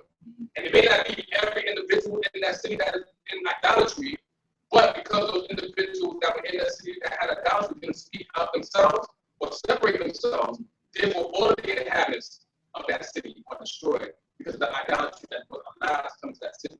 So once again, we have to be careful of what we allow to come into our as well, because we can keep the commandments, but we see other people doing wrong. But that evil that comes upon them could affect everybody. I just sit here because it doesn't say that there were people that are going to be spared, but it says that that city is destroyed. All the inhabitants of that city are destroyed because they saw it, didn't do anything about it. Just like Eli the high priest, he saw what his son did, didn't do anything about it. He was put to death as a result of it. Read once again many times in the chapter in the book of Numbers, plagues went out. But plagues go out, it doesn't just hit those that didn't sin, it just goes out. Because we have to be meticulous in what we do and what we allow people around us to do as well. Because the things that people do can affect us. So if we want that blessing, as it says in the beginning of what we read, then we have to make sure that those around us are doing the thing also to get that blessing. Because God gives everybody a person works in his hands. God is going to bless us for doing good. He's not going to allow somebody that does evil to benefit off the blessing that you do. So therefore, if somebody's doing evil, God is not going to just bless you because of what you're doing, because that evil person they benefit off. So therefore, vice versa, you won't get your blessing unless you get rid of that person that's doing evil. Because only those that do good are going to receive the benefits of the blessing the Most High God has. And it says here, even after this, it says, no devoted things should come back in. Even today, things are devoted, and it may seem hard to shake it, but let it go, because it says after that, the Most High God will have compassion upon you and multiply you. So there's much more in this world that the Most High God will give us, getting rid of abominations of devoted things, than try to hold on to. So whether it's an item or whether it's an individual, we have to show them get rid of them or get rid of it. And the Most High God will have compassion upon us, and He will allow us to multiply us. And then that promise that He has given us, or that promise that He gave our fathers, will come upon us. But if we allow the devoted things to come around us, we allow evil people to come around us, then with that, as we commanded earlier, that we're not supposed to have compassion, we're not supposed to have faith. We have to get rid of those things. So therefore, the Most High God will multiply. So if you want to be multiplied, we have to make sure that we're doing good and people around us are doing good as well. Continue. Deuteronomy chapter 14, verse 1. Hallelujah. Ye are the children of Jehovah your God. Ye shall not cut yourselves, nor make any boldness between your eyes for the dead. For you are holy people unto Jehovah your God. And Jehovah has chosen you to be his own treasure out of all people that are upon the face of the earth. So now, as it says here, that you don't cut yourself. Lots of things, you don't cut yourself or make borders between your eyes for the dead. For we are holy people unto Jehovah our God. So people that mourn, you realize people that mourn in ancient times, they cut themselves. Or people that are mourning, they curl their hair, or as it says, we don't even make borders between our eyes. So the only hair around our eyes is our eyebrows. So we can't be cutting our eyebrows as well. And the word bang, most of the time, doesn't mean between, but it also means among. So don't make borders around your eyes, or among your eyes, so it's your eyebrows. If you want to go into Hebraic, so to speak. And it says, "For thou art a holy people unto Jehovah thy God, and he has chosen us to be his own treasure out of all the peoples upon the face of the earth." So we have to have more respect for ourselves than what we possibly have. Because the God that created the heaven and the earth, the God that created the sun, the God that created the sun that gives us so much heat from so far away, the God that created the moon which gives light by night over reflection, the God that made the stars and put them in their places and they hold their position for thousands of years and still is in that same position that the Most High God created it, the God that created all of our organs within our bodies, and all the systems that work together, the organs of the systems that created the heart that pumps the blood, and that the blood goes to all of our body, the lungs which receives the oxygen from that blood. There's no way today we can't, if we had a bottle of blood, we can't extract oxygen from it, but our lungs extract oxygen from that blood. It allows us to have food to eat, allows our body to digest it, our stomachs to digest that food and take what it needs into the body, get rid of the waste that passes through the intestine and through the colon and everything and pass it way out. The God that created this, the waters of the sea, and no matter what happens, there can be droughts all over the earth, the sea will still be full. Amen. The God that, you don't know how deep that the water in the earth goes. The God that created mountains that go, miles up in the air. The God that created the universe, which has no conceivable end to it. The God that created all of that still has us in mind and calls us special. All of the things that he created upon the face of the earth, he calls us his treasure. So therefore, we have to have more respect for ourselves than what we do. We have to realize that the Most High God called us, and he said that just because we're the children of Abraham, Isaac, and Jacob, we're special to him. All these things that he made, all these things work perfectly. All these things follow his directives. The moon follows his phases perfectly. 29.5 days, no matter what happens. The sun continues to rise in the east and set in the west, no matter what. The God that created all these things with perfection still calls us his treasure. So therefore, we have to once again think of ourselves more highly than what we do. We're not just common people, so we can't do common things. We're not regular people. We can't do regular things. We're not just ordinary people. We're the children of Israel. So we have to make sure that we do extraordinary things to thank the Most High God for everything that he has done for us. Because of all the things that he created in the heavens above and the earth beneath and the waters in the earth, he calls us his special treasure. So therefore, we have to consider that. You see the works of his hands all around us. We have to consider that we are more special to him than everything that he created upon the face of the earth. So therefore, day by day, we have to make sure that we improve our ways inside the Most High God. And also, once again, mean that this is the reiteration of something that was said before. Where were these verses said earlier in the Holy Scriptures? 10, 9, 8, 7, 6, 5, 4, 3, 2, 1. Leviticus chapter 19, which says in the beginning, and Jehovah spoke unto Moses. Wrong 19. Leviticus 19, and Jehovah spoke unto Moses, saying, speak unto all the congregation of the children of Israel, and say to them, ye shall be holy, for I am Jehovah your God, and holy. So there we heard earlier that we should be a holy people.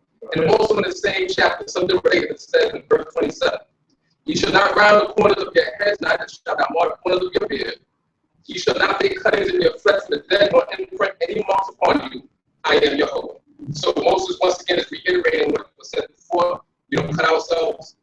We don't print any things on ourselves. We don't do any tattooing. We don't get the shape of the mark of corners of our heads. We don't do any of those things. We keep ourselves pure and holy to the Most High God. So if we don't consider ourselves a treasure to him, then we don't cut ourselves. Because he considers us his treasure. We don't put any tattoos on ourselves because he considers us his treasure. Something that may seem simple as a shame, but we don't do it because he considers us his treasure. So the thing that we may delight in, he doesn't delight in. He delights in us for the way that he made us. So we have to follow his directions to do everything that he wants us to do and live in a pure manner. So we don't do any of these things because we are his treasure. So we separate ourselves from all of these practices because the Most High God loves us. So if we understand that he loves us, then we make sure that we don't do any of these things that he commanded us not to do. Continue. Verse 30. You shall not eat any abominable thing. These are the beasts which ye may eat: the ox, the sheep, and the goat, the hart, the gazelle, and the roebuck, and the wild goat, and the python, and the antelope, and the mountain sheep, and every beast that paws the hoof, and has the hoof wholly cloven in two, and choose the cut amongst the beasts that ye may eat. Nevertheless, ye shall not eat any of them that only chew the cud, or of them that only have the hoof cloven: the camel, the hare, and the rock badger, because they chew the cud, but part not the hoof. They are unclean unto you. And the swine, because he parts the hoof, but chews not the cud, he is unclean unto you. Of their flesh ye shall not eat, and their carcasses ye shall not touch. And before we continue on with this chapter, I'm sure everybody knows what this chapter was stated before. Chapter 11. So we probably encounter everybody that knows that this is a repetition of Leviticus chapter 11. And it said that these beasts that are unclean are also an abominable thing unto us. And he commanded us don't eat any abominable thing. And he specifies the beasts that we can't eat. You can eat your ox, your sheep, your goat, your hart, your gazelle, your roebuck, the wild goat, the python, the antelope, the mountain sheep. And one of those words actually in Hebrew is tamir, which is actually giraffe. So that question that people ask, can we eat giraffe? The word tamir is actually in Hebrew verse 5. And so therefore the giraffe is okay, it's a clean animal for us to eat. And then it mentions the thing that we should not eat. The beasts that don't, have a cloven foot, or beasts that have a cloven foot but don't split, or beasts that have a cloven foot and split doesn't chew cut. They have to have all three of those. And if they don't have all three of those signs on it, then we can't eat it. It's unclean for us. We can't touch their carcasses, and they contaminate other things once they come in contact with it. And Leviticus chapter 11 gives us the full detail of the fact of contamination that goes for these unclean beasts and other things. So therefore, we have to be meticulous where we eat as well. We can't eat in every place that exists on the face of the earth, because there are places that exist on the face of the earth that some animals that the Most High God commanded us not to eat. And those animals that we commanded not to eat, in their state, they're unclean, and they contaminate things around. So we can't go to restaurants just for fries. We can't go to just fries. We can't go to some place just for whatever we think that we just can't get alone. Because whatever is there contaminates other stuff. You can't just go to Domino's just for a piece without pepperoni. Because they have pepperoni here that contaminates the whole oven. And unless they're breaking down the oven before you get there and washing it down and heating it up, waiting for the sun down, you can't eat it. So even if this place that don't have pork, or a piece of meat that don't have pork, or you don't know where the cheese that they put in the piece come from, because the cheese can have animal ingredients in it, we don't know it. It can be very thin. If you don't know what they're cooking with, you can't go. Unless you check it out and inspect it completely, and you say, well, I checked it out, and it's okay for us to eat there because I asked the right questions, and I got, even if you got the letter or whatever, and you tell people that it's okay to go there, then that's a different story. But we can't just walk into any place and just eat it. And it'll be some more, and then we'll deal with the Jewish people and stuff that they may eat that we're not supposed to eat as well. Continue. Verse 9. These ye may eat of all that are in the water. Whatsoever has fins and scales may you eat, and whatsoever has not fins and scales you shall not eat. It is unclean unto you. So the fish is plain and simple. It has fins and it has scales, we can eat it. It has fins but no scales, we can't eat it. It has scales and no fins, we can't eat it. We don't want to deal with the esoteric and the Kabbalistic and the deep that it has scales on it when it was born, and it don't have scales on it anymore. You pull it out of the water, plain and simple. Does it have scales on it? Yes. Does it have fins? Yes.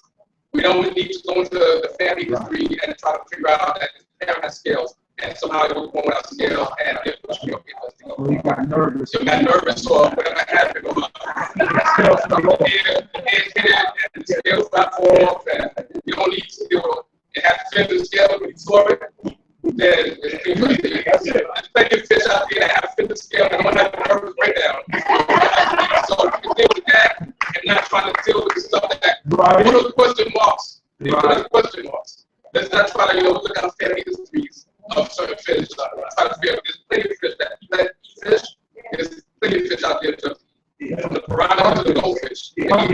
All of that, so there's plenty of that for you to eat. So you don't have to worry about, tuna and what is this type of tuna and that type of tuna and this and all that type of stuff. If you know that there's tuna that don't have fin scales, and even if you see the tuna with fin scales, if somebody's going to take a tuna and it's in a can or it's in a box or whatever, if you don't know what that particular type of tuna looks like before they cut it up and stuff in the can, leave it alone. So therefore, when you go to the tuna spots and they have the tuna there, be careful, because they might think that tuna's clean, but we don't know about all the types of tuna. So we have to be careful of tuna spots that we go to as well. There's more things that go in the tuna spots that we have to be careful of. Continue. Verse 11. Of all clean birds ye may eat, but these are them which ye shall not eat: the great vulture and the big vulture and the osprey, and the glebe and the falcon and the kite after its kind, and every raven after its kind, and the ostrich and the nighthawk and the sea-mew, and the hawk after its kind, the little owl and the great owl and the horned owl and the pelican and the carrion vulture, and the cormorant, and the stork and the heron after its kind, and the hoopoe and the bat. And all wing-swarming things are unclean unto you. They shall not be eaten. Of all clean winged things that you may eat. So as opposed to the beasts of the earth, and as opposed to the creatures in the sea, God tells us in this chapter in Leviticus 11 what birds we cannot eat. So if it's not listed, then it's okay for us to eat. Chicken is not listed there. Turkey is not listed there. Quail is not listed there. So therefore, those are clean birds for us to eat. But these birds here are listed. We can't eat them. God will tell us exactly why. We can say some of them are scavengers, some of them are this, some of them are night crawlers, some of them are day crawlers, some of them have long wings, some of them have short wings. God didn't specify the reasons why we can't eat these particular birds. He just said, don't eat them. And in one of these verses, there's a word called T-shirt, which is actually supposed to be trending to swan, which they don't trend into swan. Swan is related to duck. So it's an after kind. So in mention these birds, it's an after kind. So swan is kind to the duck. So therefore ducks are clean. So you go to your tourist spots and they got duck in the menu. It's no good. You got to treat it just like it has pork in the menu. You can't say about it just duck and still everything else is clean. You treat a place that serves duck just like you treat a place that serves pork, because it's uncleanness. So we have to make sure we stay out of all these places that serve things that we're commanded not to eat. And the simple way to serve the Most High God is cook in your house. Today, most houses, they still have kitchens. They still, newer houses, the kitchen may be smaller, but they still have room for a stove and a room for a fridge. So as long as you have room for a stove and a room for a fridge, it should be simple to keep the commandments of the Most High God. And you don't just go to the store, buy your own groceries, bring it home. It may take a little time. You may have to clean some stuff and wash some stuff and cut some stuff up. You may have to soak some stuff. You may have to forget stuff the day before. But we've been doing that for years. We've been keeping the Sabbath for years.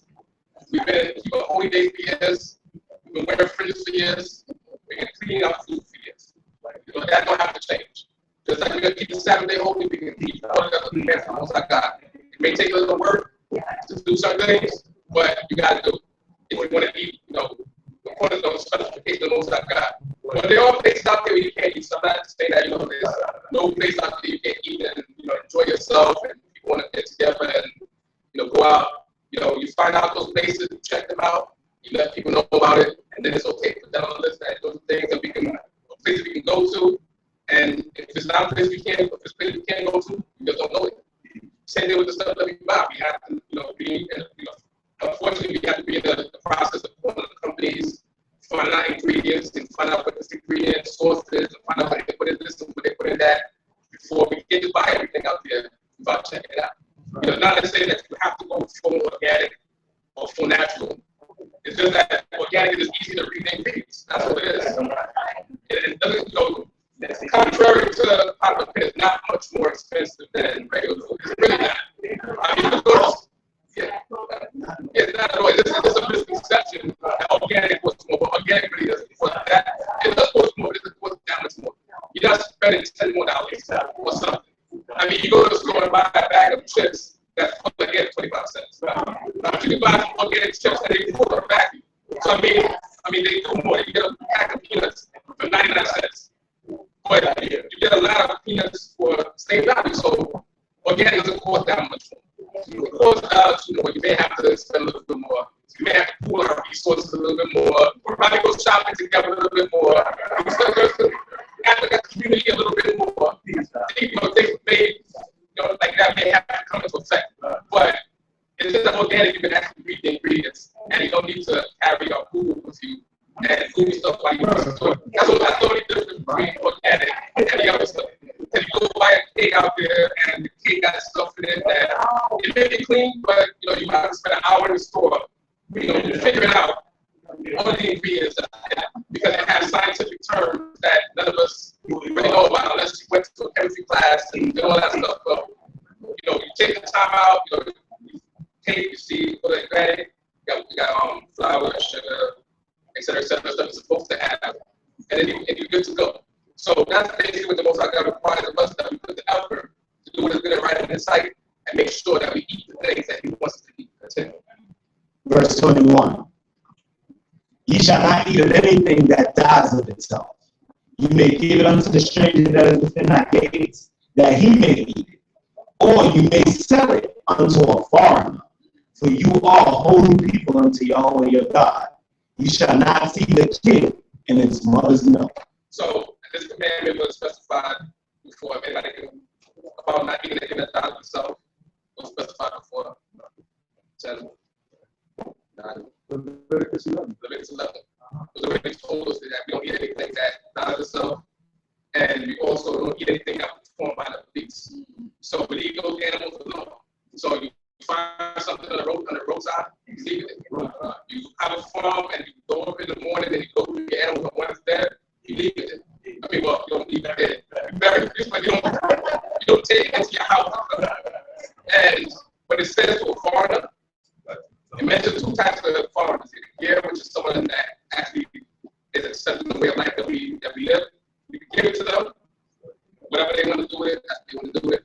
But to a foreigner, someone that another nation that's not following the way of life at all, you sell it. God doesn't, cheat us out of money.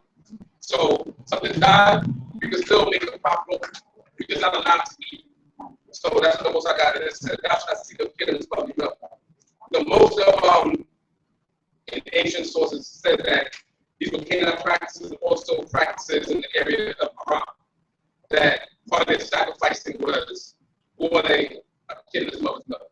And then you have some sources that say there's plain cruelty, that's why God said it. But there were a lot of sources that said that a lot of Canaanites actually did use to boil the babies in the milk of the mother as part of their sacrifice. Right. So the Most High God, because he specified earlier that the ways that he wants to serve them is what we do, and we don't incorporate the ways of other nations into this service. So anything that seems like it's a foreign practice, the Most High God doesn't want to incorporate it. So even if you want to get this nothing but just you to eat it, because of the foreign practice, the Most High God says, leave it alone. Continue. Verse 22. You shall surely tithe all the increase of your seed, that which is brought forth in the field year by year. Ye shall eat before Yahweh your God in the place which ye shall choose to cause his name to dwell there. The tithe of your corn, of your wine, and of your oil, and the first thing of your herd, and of your flock, that ye may learn to fear Yahweh your God always. So it's specified once again what a tithe is. The tithe, the increase of your seed, and that which is brought forth in the field year by year. So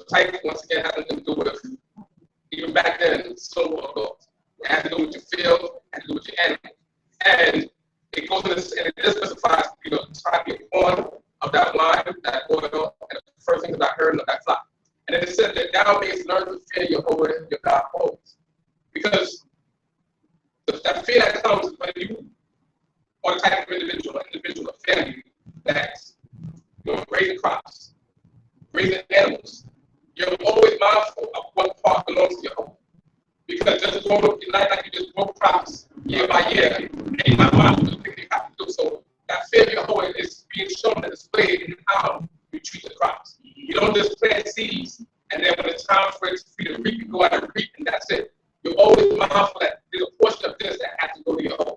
And as you raise your animals, the fear of God will fit you because you realize that there's some of these beasts that have to go to Jehovah. So I'm not just raising beasts and I'm just not, we're going to be later on, you don't just skin beasts, not because to eat, and you just skin them, just clothe yourself, and you take it off, feast off the sheep for yourself. There's some of these things that have to go to Jehovah. So the fear of God is always upon you daily. Because as you go forth to work, you know that there's something that the work of your hands at some point in the year has to go to Jehovah. So therefore, God never gives us the opportunity to forget about it. So now that we live a lifestyle where we do what we want to do for 6 days, and when the Sabbath day comes, that's when we remember God. God causes us to remember Him daily. Because everything that we do, we have to realize that something that we produce, that we not produce from our hands, at some point has to go to Him. So the fear must come to Him because we have to hold it. Because there's 3 times a year we're going to go down to worship Jehovah. So you're going to have to be meticulous in the things you do, and what you reap, you may have to save it for a couple of months. And don't touch it. And you have to have that fear of God in you that you're not going to touch that until you bring it down to the priest. Continue. Verse 24. And if the way be too long for thee, so that you are not able to carry it, because the place is too far from you, which Jehovah your God shall choose to set His name there, when Jehovah your God shall bless you, then you shall turn it into money, and bind up the money in thy hand, and shall go unto the place which Jehovah your God shall choose. And you shall bestow the money for whatsoever thy soul desires, for oxen, or for sheep, or for wine, or for strong drink, or for whatsoever your soul asks of thee. And you shall eat there before Jehovah your God, and you shall rejoice, you and your household. And the Levite that is within thy gates, you shall not forsake him, for he has no portion nor inheritance with you. So mention that with women in the land, because you may live in God, which is miles away from Jerusalem, but you still require to get 4 times. So you have more your top and smaller car, they got some animals, they got to take to Jerusalem. But the way it's long, they got to take the animals that they're going to take, that they were going to carry down, sell it. That's the only time you see the type really gets turned into some sort of money. But that money gets turned back into animals when you get to Jerusalem. Because there are going to be people that are there that are going to sell animals, or sell crops, or sell wine, or strong drink, or sell oil. Because that beast transfers to money, it gets transferred to something that's still going to be offered to Jehovah. And the Levite is going to partake of it. So you're not transferring to money for something just for you to enjoy. The Levite has to enjoy that as well because they still have to get their portion of the tithes. So if you live far away in the land of Israel, you know that there's only one place, because it's specified from Deuteronomy chapter 12, there's only one place that these orphans, especially the firstborn, are going to be given up. Then you transfer those beasts or those crops to money. You sell it to somebody around you. That money now becomes holy. So you have to be careful what you do with that money. You can't do some of that money. You can't, give somebody some money or for that. Whatever, you have to hold on to that money as though it's the actual tithe. You carry that down to the place that the Most High God has chosen for these orphans to go forth to Him. You sell it there to whatever you want. And it mentions things, whatever you want is not going, because it mentions specifically the things that you have to turn it into. And therefore you would eat before the Most High God. And the Levite that's within that gate, and the Levite that may be in temporary will travel with you so that he can enjoy it as well. Or any Levite in the land of Israel will travel to that place, and they're going to be able to enjoy the type that you poured forth. So that's the only place where you see money connected to the type. But that money has to turn back into something tangible for people to eat from. So your tithes come from all of those things, from your grain, from the animals that you raise. If you live in a territory that has a lot of olives, then even the 10% of your oil. So even though that you're crushed the oil, they have the fear of God to be within them. And they know that 10% of that oil that they crush that year has to go to God. If you're a person that you have a lot of vineyards, and you crush your grapes, and you make wine, you have to be careful that 10% of that wine goes to God. So you don't just live your life and only consider God on the Sabbath day and on the holy days. Everything that you work with, you have to make sure that some of this has to go to God at some point in the year. And write down 3. I mean, you missed one, but write down 3. Continue. 24. And if the way be too long for thee, so that you are not able to carry it, because the place is too far from thee, which Jehovah your God shall choose and set his name there, when Jehovah your God shall bless you, then you shall turn it into money and bind up the money in thy hand, and shall go unto the place which Jehovah your God shall choose. And you shall bestow the money for whatsoever your soul desires, for oxen or for sheep or for wine or for strong drink or for whatsoever your soul asks of you. And you shall eat it there before Jehovah your God and shall rejoice, you and your household. And the Levite that is within thy gates, you shall not forsake him, for he has no portion nor inheritance with thee. At the end of every 3 years, even in the same year, you shall bring forth all the tithe of your increase, and you shall lay it up within your gates. And the Levite, because he has no portion nor inheritance with you, and the stranger and the fatherless and the widow that are within thy gates, shall come and shall eat and be satisfied, that Jehovah your God may bless you in all the work of your hand, which you do. So now it mentions a cycle every 3rd year. Your tithe doesn't have to go to the place where Jehovah God has chosen. The tithe of that 3rd year, so it would be the 3rd year and the 6th year. The tithe that you collect of that year, you keep it within your own territory. But that gets distributed to the Levites in your territory. So only in the 1st and 2nd year, you take those tithes down to the place where the Most High God has chosen. Give forth your offering to give the tithes to the Levites. The first fruits and the firstborn of your animals go to the priest. But in the 3rd year of your growing cycle, you don't have to travel with it. So there's no need to turn it into money. You just keep it in your territory, right? And you put it out there, like how people have pantries and they want people to come by take it. That's basically what you're doing in that 3rd year. That whatever you consider your tithe, you just put it out there. Let the Levite come, let them take it. So the Levite himself doesn't have to travel all the way down to that place every year. And that year they're able to take it and keep, everybody can rejoice and you have your own party, within your territory. Of course, you're gonna still travel to that place 3 times a year for those holy days, but you don't have to carry your tithes all the way down in that 3rd year. So every 3rd year, so you have the 3rd year, then you have the 6th year, and so on. Because we know, especially it's not going to skip too much of the next chapter, but the 7th year is the year of release. So therefore, you're not reaping anything in that 7th year anyway. So just bear that in mind that the 3rd year is the 6th year. That's when you keep your tithe for your territory. People or the Levites come, the people that are poor, the widow can come and take it, the father. So therefore, you have that system that the Most High God has instituted, but everybody is taken care of.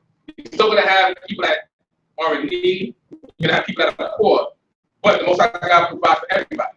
And how the Most High God provides for everybody is through you. So you have to make yourself available to be used by the Most High God to provide for everybody. So the Most High God can't use you for anybody and you're useless. So you don't want to be a useful person. You have to be useful in the sight of the Most High God for those that are in need. So you have to put yourself in a position to make sure that if the Most High God blesses the work of your hands, that the work of your hands also utilized to bless somebody else as well. Continue.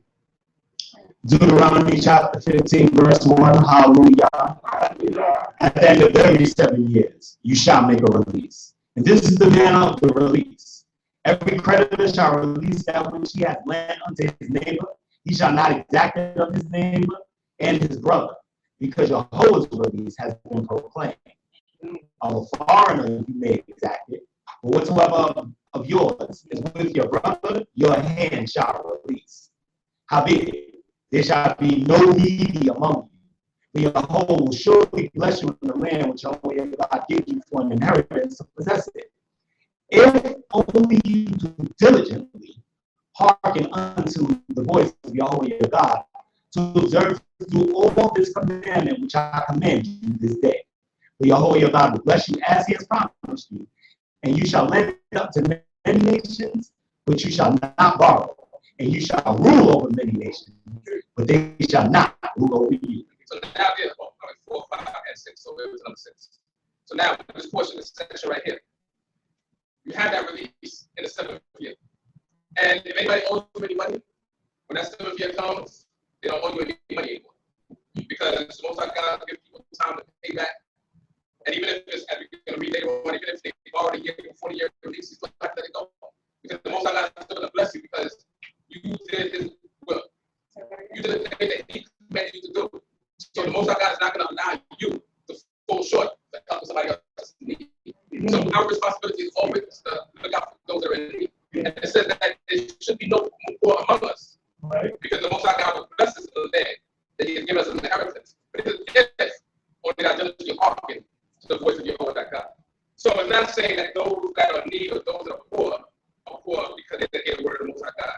The nation as a whole, we have to follow the word of the Most High God. And if we don't follow it, then there will be people that are amongst us that are going to be in need.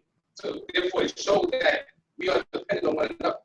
We're not individuals in the sight of the Most High God. We are truly forever. Once again, when it comes to the special treasure, it didn't mention anybody particular name along with the special treasure. So the children of Israel are a treasure unto him. So all of us are responsible for one another. So all of us have to keep the commands of the Most High God, and therefore the blessing of the Most High God will be upon us, and then it will spread out to the rest of the nation, and then throughout the world. So it says that when the 7th year once again, once that 7th year comes, and anybody that owes you money, you have to let it go. But the Most High God will bless you, and you most likely the Most High God already blessed you with to let the person the money, and you don't have to worry about trying to get anything back. Because the Most High God will bless you for the act that you did. And he said that in doing so, we will lend to the nations and we won't borrow. Once we learn how to take care of ourselves, then we'll be able to take care of the nations. Okay. But if we can't take care of ourselves, then there's no way that we can help the nations. So we have to, once again, live as a community. We have to live as a nation. We have to learn how to work with one another and be able to pool our resources together to help one another. A lot of ideas are always coming about the years, but there has to be a point in time when we go from ideas to actual things that, what makes sense to do, we have to make sure that we do it. And we have to live in the fact that the Most High God will bless us. And we put forth the effort to do the things that are necessary to help feed and take care of people. The Most High God will bless us. Even if it's something to help us feed ourselves, and we come together and do the things necessary to feed ourselves, the Most High God will bless us. So, because it's many times the Most High God said that, so we have to make sure that we live upon the commandments. And once again, those that are in need, if they can't pay you back on certain time, that the Most High God bless you. We don't press people for what they owe. Continue. Verse 7. If there be among you a needy man, one of your brethren within any of your gates, and in your land which Jehovah your God gives you, you shall not harden your heart, nor shut your hand from your needy brother. But you shall surely open your hand unto him, and you shall surely lend him sufficient for his need and that which he wants. Beware that there be not a base thought in your heart, saying, the 7th year, the year of release is at hand, and your eye be evil against your neighbor, and you give him naught, and he cry unto Jehovah your God against you, and it be sin in you. You shall surely give him, and thy heart shall not be grieved when you give unto him. Because that, for this thing, Jehovah your God will bless you in all your work, and in all that you put your hand unto. For the poor shall never cease out of the land. Therefore I command thee, saying, thou shalt surely open thy hand unto thy poor and needy brother in thy land. So we commanded not to be stingy. We commanded to help those that are in need. And it says that even if, the 7th year is coming, the 7th year can begin tomorrow. If somebody needs it and you have to give, you're commanded to give it to them. Because it says, if they cry out to Jehovah against these, then be sending you. If somebody really needs something and they came to you and asked you something that they really needed, and the Most High God blessed you with it, and you had enough to give, why should you lend to them? Because this chapter is talking about lending now. And all the chapter talking about, by the way, where does this chapter actually appear before? Or some of the elements of the chapter appear before? 7, 9, 8, 25. Leviticus chapter 25. That's what you read about the year release. And also, that's what we received the commandment in that chapter to help those that are in need. The commandment to help those to lend people that lend to people that are in need. The Most High God wants it to come back somehow. So when that command is specifically just to give, or a command to lend, with the intention that those that borrow are going to get it back, but they can't give it back by the year release, then you have to let it go. But the Most High God wants us to help each other, because when you lend instead of giving, you're still going to get it back at some point. So the Most High God doesn't want whatever you have to go out and win. You're supposed to support each other. So like we read in Ecclesiastes, said, cast your bread upon the waters, and after many days you will come back. So your portion is 7 and even to 8. So you don't know what curse will come upon the earth. Right. So when you spend 10 years just giving or lending people money, then some years, 10 years down the line, you end up in need. You never know. 7 or 8 people maybe have, blown up and they're like, oh, I remember I was not just 7 years because you used to let it go. 5 years later, they come back and be like, oh, that money you lent me, I was able to do this, I fed myself, I was able to find some money to get the medical card, and I got the job, and I got the promotion in the job 2 years later, and now I'm able to pay you back. So imagine some people give you money back at the same time that you need money. So if I help with people, the Most High God will allow an opportunity for those people to help you later on down the line. So you see that the Most High God does give us the power to obtain wealth, but we can't keep that wealth for ourselves. We have to make sure we help other people. Because it wouldn't be good if some people that owe you money gave you back your money at the same time, especially the time that you needed it. So just like when you need money, or you need whatever it is to survive, to the people that need something when they want to survive. So you give them according to what they need. It's both. It's sufficient for their need and that what you want. Because the want that they have has to be what they need. So they can't want a new car. They can't say, I got this job, I need a new car to go to the job, but MTA still goes your way. So they can say they need something for the rental card, but that's what they need. They need the rental card. They don't need the new car. So you have to give them what they need. We need food, we need shelter, we need clothing. So if people need something in regards to that, that's what you help them with. Those are the ones that they're supposed to have based on their needs, not something that goes far beyond, what they that they just want. And you might think that it's let's read the right about memes. There's a meme out there. It has what would you choose? Travel for life, $80,000 Benz, gas for life, or $300 in groceries per month for life. Everything for life. Everything for life. I see very answers. You want to go see? I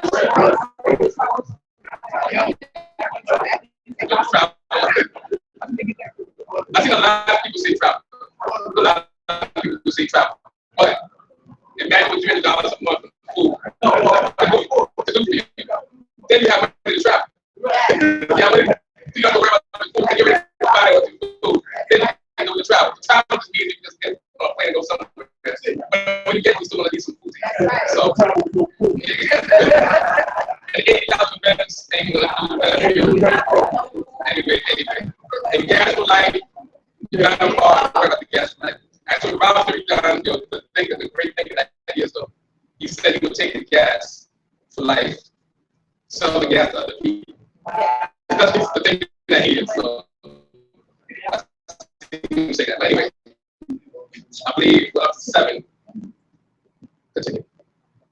Verse 12. If thy brother, a Hebrew man or a Hebrew woman, be sold unto you, he shall serve thee 6 years, and in the 7th year,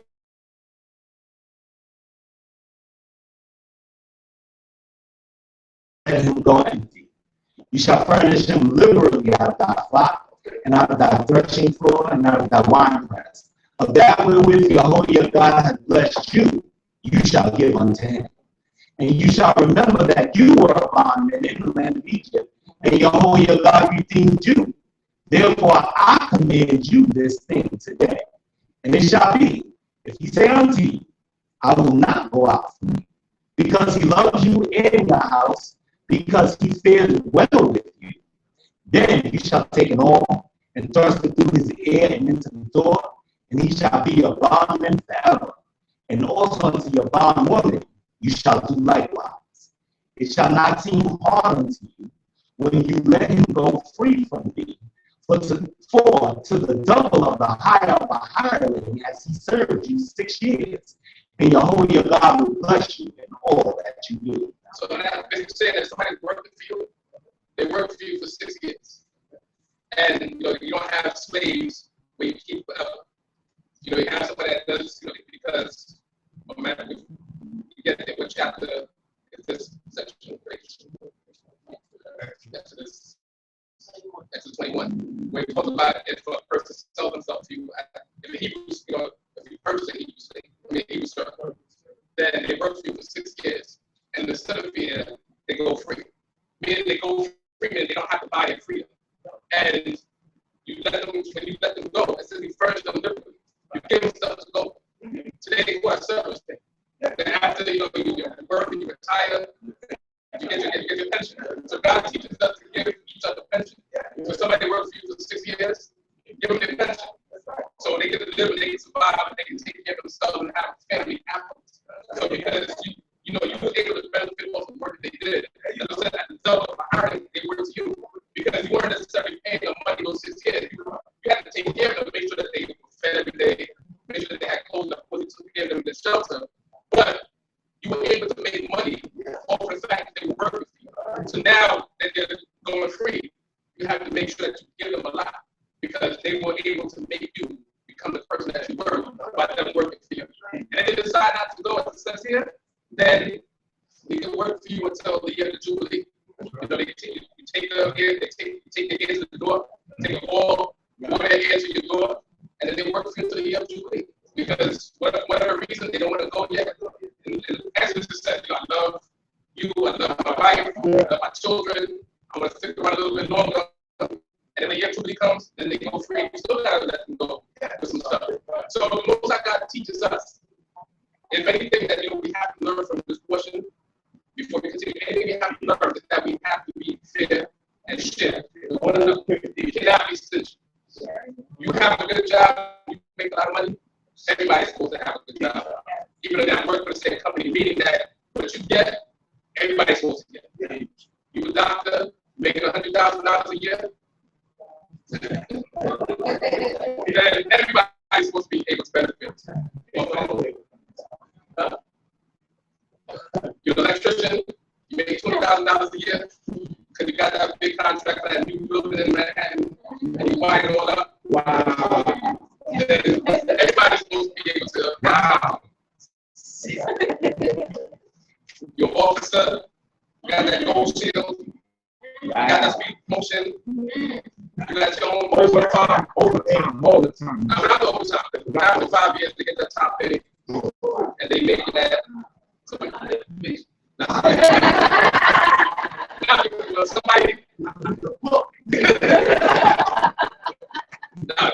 when somebody on my job, they told me how much I make. So, we actually comparing how much we make every time, and I finally I make a lot more than we are. And if we look over here, people go with us, it ain't us. It ain't us. No matter how much time we strike, it ain't us. We don't touch them. Without overtime, we don't touch them. Yeah, so they make that. Everybody's supposed to be able to benefit off of that. Right. Work for the post office. Good job. Benefits and all that. Everybody needs to take care of. So whatever it is that you do, so most I God bless you with it. Your blessing is supposed to go forth to everybody, so everybody takes care of. That's the basic message that you see here on the job that we have to. I already said you big money.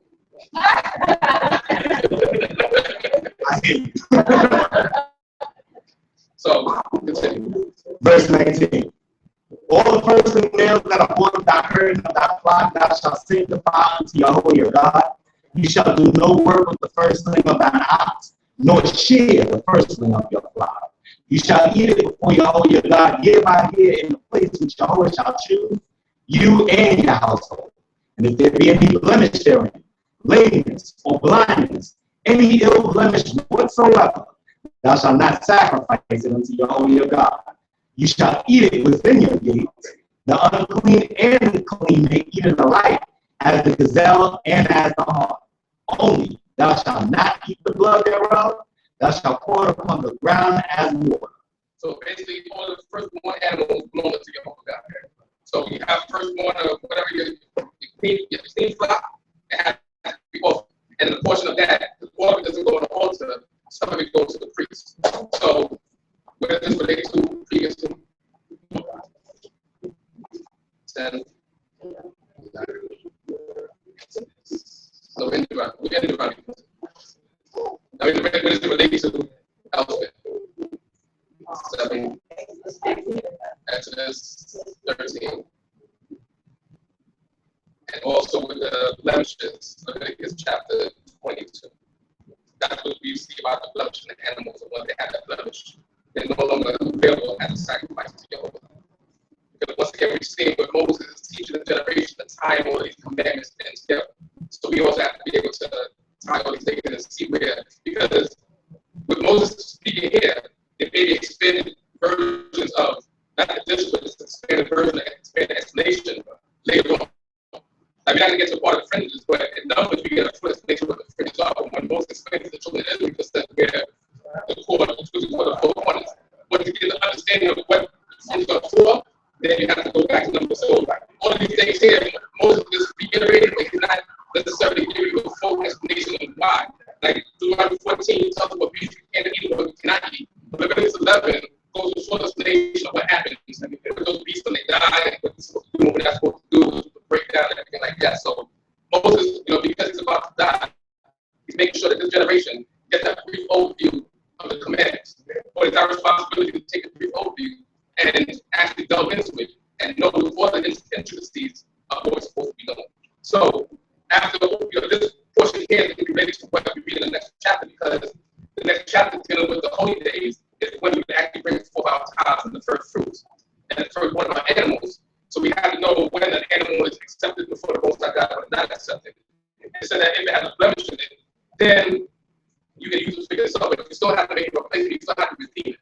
Because when you read earlier in Exodus 13, you see that even an animal that you cannot put an offering, you still have to redeem it. So something has to go on the altar. You can't say, well, this animal is first one of the names, so I'm not giving anything. You still have to give something in its place. But you're not allowed to work any of the firstborn of the animals for any reason. You can't share the sheep. That's the firstborn. You have to make sure that it goes to the whole, to your whole God's offering. And the priest will be the one that enjoy the benefit of the fleece and the skin and everything that comes up with that animal. Because the Most High God only asks for the firstborn of the animal and 10% of those animals. So you have plenty more animals to get fleece and to get the skin from your clothing. Continue. Deuteronomy chapter 16, verse 1. Hallelujah. Observe the month of Abib and keep the Passover unto Yahweh your God. For the month of Abib, Yahweh your God brought you forth out of Egypt by night. And you shall sacrifice the Passover offering unto Yahweh your God of the flock and the herd, in the place which Yahweh shall choose to cause his name to dwell there. Ye shall eat no leavened bread with it. 7 days shall ye eat unleavened bread therewith, even the bread of affliction. For in haste didst thou come forth out of the land of Egypt, that thou mayest remember the day when you came forth out of the land of Egypt all the days of your life. And there shall be no leaven seen with thee in all thy borders 7 days. Neither shall any of the flesh which thou sacrifice the first day at even remain all night until the morning. Thou mayest not eat the sacrifice, thou mayest not sacrifice the Passover offering within any of thy gates, which Yahweh your God gives you, but at the place which Yahweh your God shall choose to cause his name to dwell in, there thou shalt sacrifice the Passover offering at even, at the going down of the sun, at the season that thou camest forth out of Egypt. And thou shalt roast it and eat it in the place which Yahweh your God shall choose. And ye shall turn in the morning and go unto thy tents. 6 days thou shalt eat unleavened bread, and on the 7th day shall be a solemn assembly to Yahweh your God. You shall do no work therein. So that explains the Feast of Unleavened Bread, and of course it explains Passover, which takes place before the night of the first day of the Feast of Unleavened Bread. And we're commanded to remember this. In verse 3 it says, we remember this, remember that coming out of Egypt all the days of our lives. Even though we, for a 7-day period, we keep the Feast of Unleavened Bread and we keep the Passover And if we're in the land, we do the actual Passover offering for that one, for that one evening before the first of the Feast of Unleavened Bread. We're still commanded every day to remember that the Most High God is the one that brought us out of Egypt. So we always have that in mind. Just as we remember the Sabbath day, we have to remember that the Most High God did this great thing for us. So it gives us here the statutes of the Feast of Unleavened Bread. The first day is a holy day. The seventh day is a holy day. And throughout those 7 days, it's mentioned that no leaven should be seen with us in all of our borders for those 7 days. That we have to make sure that we eat unleavened bread for those 7 days for the Feast of Unleavened Bread. So Moses, once again, is reiterating something that was already mentioned in what chapter? Leviticus 23 and Exodus chapter 12 and 13. When it comes to the Passover, when it comes to the Feast of Unleavened Bread. So once we have these instructions, we know that the offering itself, as it's specified here, takes place in the place that God chooses. But the first day is holy throughout the earth, and the seventh day is holy throughout the earth. So we have to keep the Feast of Unleavened Bread no matter where we dwell upon the face of the earth. Continue. Verse 9. 7 weeks shall thou number unto thee. From the time the sickle is first put to the standing corn shall thou begin to number 7 weeks. And thou shalt keep the Feast of Weeks unto Yahweh your God after the measure of the freewill offering of your hand, which you shall give according as Yahweh your God blesses you. And you shall rejoice before Yahweh your God, you and your son and your daughter and your manservant and your maidservant and the Levite that is within thy gates, and the stranger, the fatherless, and the widow that are in the midst of thee, in the place which Yahweh your God shall choose to cause his name to dwell there. And thou shalt remember that thou was a bondman in Egypt, and thou shalt observe and do these statutes. So we know that the Feast of Weeks is also called Shavuot. And even as in verse 12 says, even to keep it Shavuot, remember that we were bondmen in Egypt, and the Most High God made us do these things. So we don't see the direct connection with the Feast of Weeks and the coming out of Egypt, but we're still commanded to always remember the exodus out of Egypt. So no matter what holy season we're in, we're supposed to remember that God is the one that brought us out of Egypt, and He gave us the freedom to enjoy the work of our hands, to enjoy the land, because we've given forward the produce of our land during the Feast of Weeks, and we're giving those the produce of our hands as a free will offering to the Most High God. Everybody in the nation that's around is supposed to enjoy and benefit from that. Yeah. So we've given according to the blessing that we have. The only reason why we received that blessing is because God brought us out of Egypt, that house of bondage, and allowed us to become a free people, and allowed us to grow our own crops and raise our own animals. So therefore, we have to give thanks to the Most High God for what He has given us. So once we count this, we have to count the 7 weeks, because this is one of those agricultural feasts that we give our praise to the Most High God. We count those 7 weeks, and then when the feast of Shavuot come in, then we give that offering to the Most High God. It also is a holy day. Continue. Verse 13. Thou shalt keep the Feast of Tabernacles 7 days. After that, thou hast gathered in from thy threshing floor and from thy winepress. And thou shalt rejoice in thy feast, thou and thy son and thy daughter and thy manservant and thy maidservant, and the Levite and the stranger and the fatherless and the widow that are within thy gates. 7 days shalt thou keep a feast unto Yahweh your God in the place which Yahweh shall choose, because Yahweh your God shall bless thee in all your increase and in all the work of your hand, and thou shalt be altogether joyful. 3 times in a year shall all thy males appear before Yahweh your God in the place which he shall choose, on the Feast of Unleavened Bread, and on the Feast of Weeks, and on the Feast of Tabernacles, and they shall not appear before Yahweh empty. Every man shall give as he is able, according to the blessing of Yahweh your God, which he has given you. Hallelujah. You know, it's the Feast of Tabernacles, which will be coming up next month. Next month on both calendars. Well, technically not both calendars. Tonight's new moon begins the 6th month, but the following month will pertain to Sukkot, and next month, and towards the end of September, will be dealing with Sukkot as well. And the Most High God said that we rejoice before Him. All these holy days, as I said, that we commanded to rejoice before the Most High God, because we're basically supposed to have a party in the sight of the Most High God. Just like we do forth and go forth, mentioned the carnival earlier. These are the type of things with the exception of all the evil stuff that goes along with it. All those things with the processions, everybody coming out of the tribe, coming out, and the banners and the music, and everybody comes from the territories. That's when you have your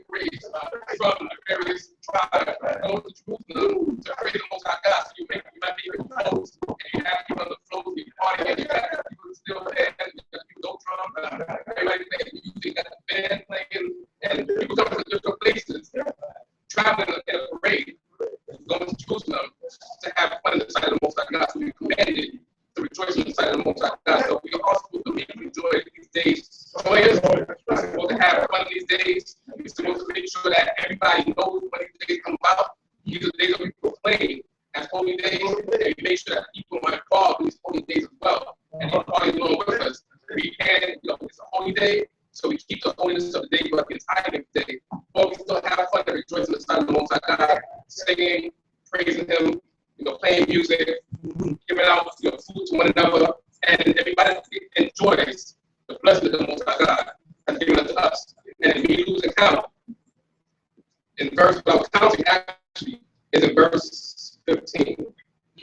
7 days thou shalt keep a feast unto Jehovah thy God in the place of Jehovah shall choose, because Jehovah thy God bless thee in all thy increase.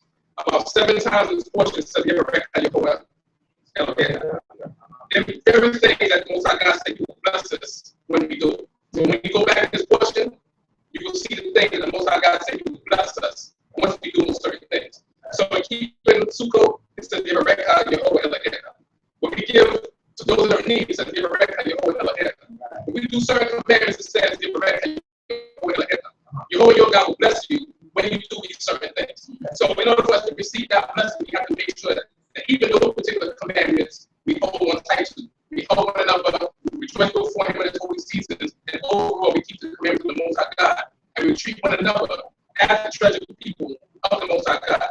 We don't be selfish, but we help one another, we be fair, and we share, and we enjoy and share in the blessing of the Most High God that He has given us. So we thank the Most High God for teaching us to pray, that He gives us the truth of His word, gives us knowledge, wisdom, and understanding, so we may go forth and praise Him even more mightily. More mightily.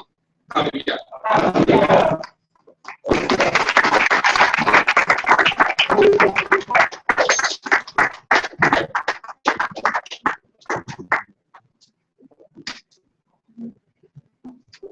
Hallelujah. Blessed be our King. Thank you, the Most High God, for the life of our brother, Chief Yamin, for the knowledge, wisdom, and understanding that the Most High God has granted him, and for being able to bring forth the laws of God in a clear manner so that everyone can understand it. Even a person with simple understanding will be able to listen to it and take it in and understand exactly what it is that he's speaking about, what the Most High God is speaking about. So I thank the Most High God for you, my brother. That the Most High God continue to be with you and bless you. Also thanking the Most High God for the Chief of Honor who came up here, read the 8th proverb. Usually not want to come up here, but I know he got a lot on his mind. So I thank the Most High God for your life, Chief, and also for the life of the Maftir, my nephews out there, Bain Mockley, Bain Chief Bamos, Bain Yehuda. And I say this to you. Your grandfather, if he was to stand here and see you, he'd be very proud of you. Those of you that knew his grandfather would understand what I'm talking about. And I hope that you carry a banner, because he was the man that influenced many of us.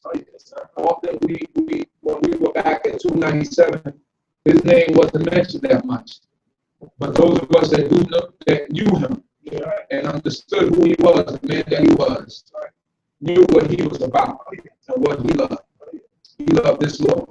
And I hope that you, because you got a lot of responsibility, you will carry on his name and make him, he can't see you now, but make his legacy proud.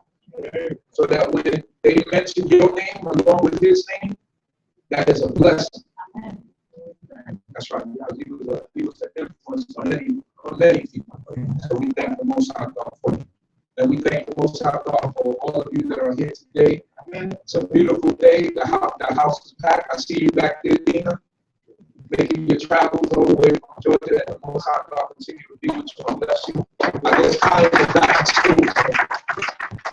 He can't make it up on this trip. And then the Most High God be with us all. My brother Prince Eddie, your name is Shasta. That the Most High God bless you. That the Most High God bless your ready, my sister, Princess Shakina. That the Most High God continue to bless her with help. You continue to be with her. I know that walk is coming up soon, right, sis? That's right. Come out and support. We thank the Most High God for all of your lives. I thank the Most High God for Adon Amram, Emmanuel, and this is the brother Shalom, the brother that I was speaking about. Thank the Most High God be with you as the Most High God brought you here safely. We thank the Most High God for your life. And my brother, that the Most High God be with you as. And we all know, we already know Shalom and my brother, Benjamin, that the Most High God be with you. And I see you in the back, TTI, that the Most High God be with you. What's the other brother? Daniel. Hallelujah. Thank the Most High God. We thank you all for this day. Let us sing the song. Ronnie, you feel like singing a song? Come on, let's sing the song. Let's rock the house.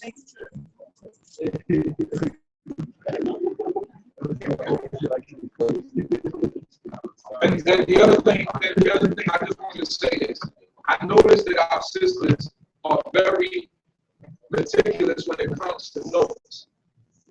You know, you sit down and you take notes, and that's to be commended.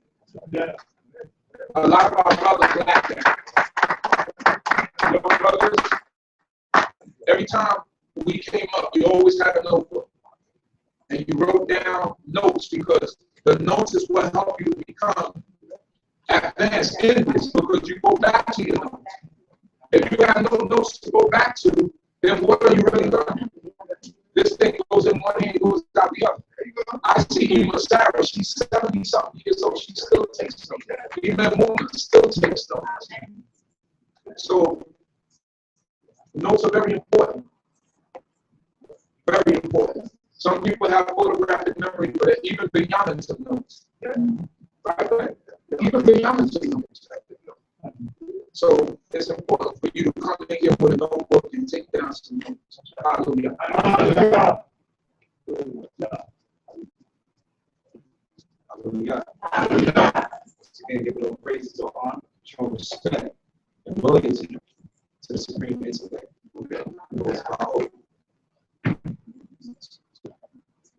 And Chief Benjamin, wonderful portion.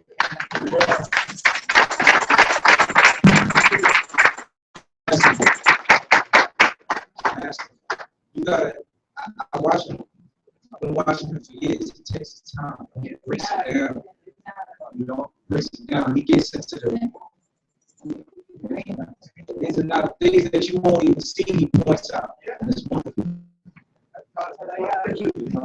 Oh yeah, very. He pays attention to detail, and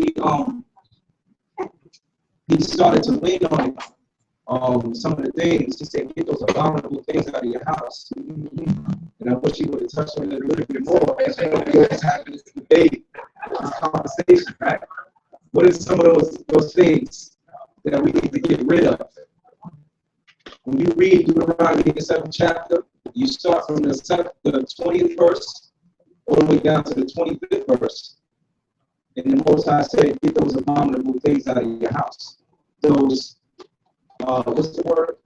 Things that are devoted, right? You know one thing, we always got to be aware and circumspect of the things that we wear on our bodies, our clothes, right? Even the cars that we drive, right? A lot of these things that are devoted to false gods. As he mentioned, the carnival and Juve and all of these things. The Nikes, yeah, they're devoted. They are devoted. That's right. Listen, man, there ain't no question or answer about it. Nike is the God's supply victory. That's it. That's it. And y'all can debate that whole new point. It is what it is. That's it.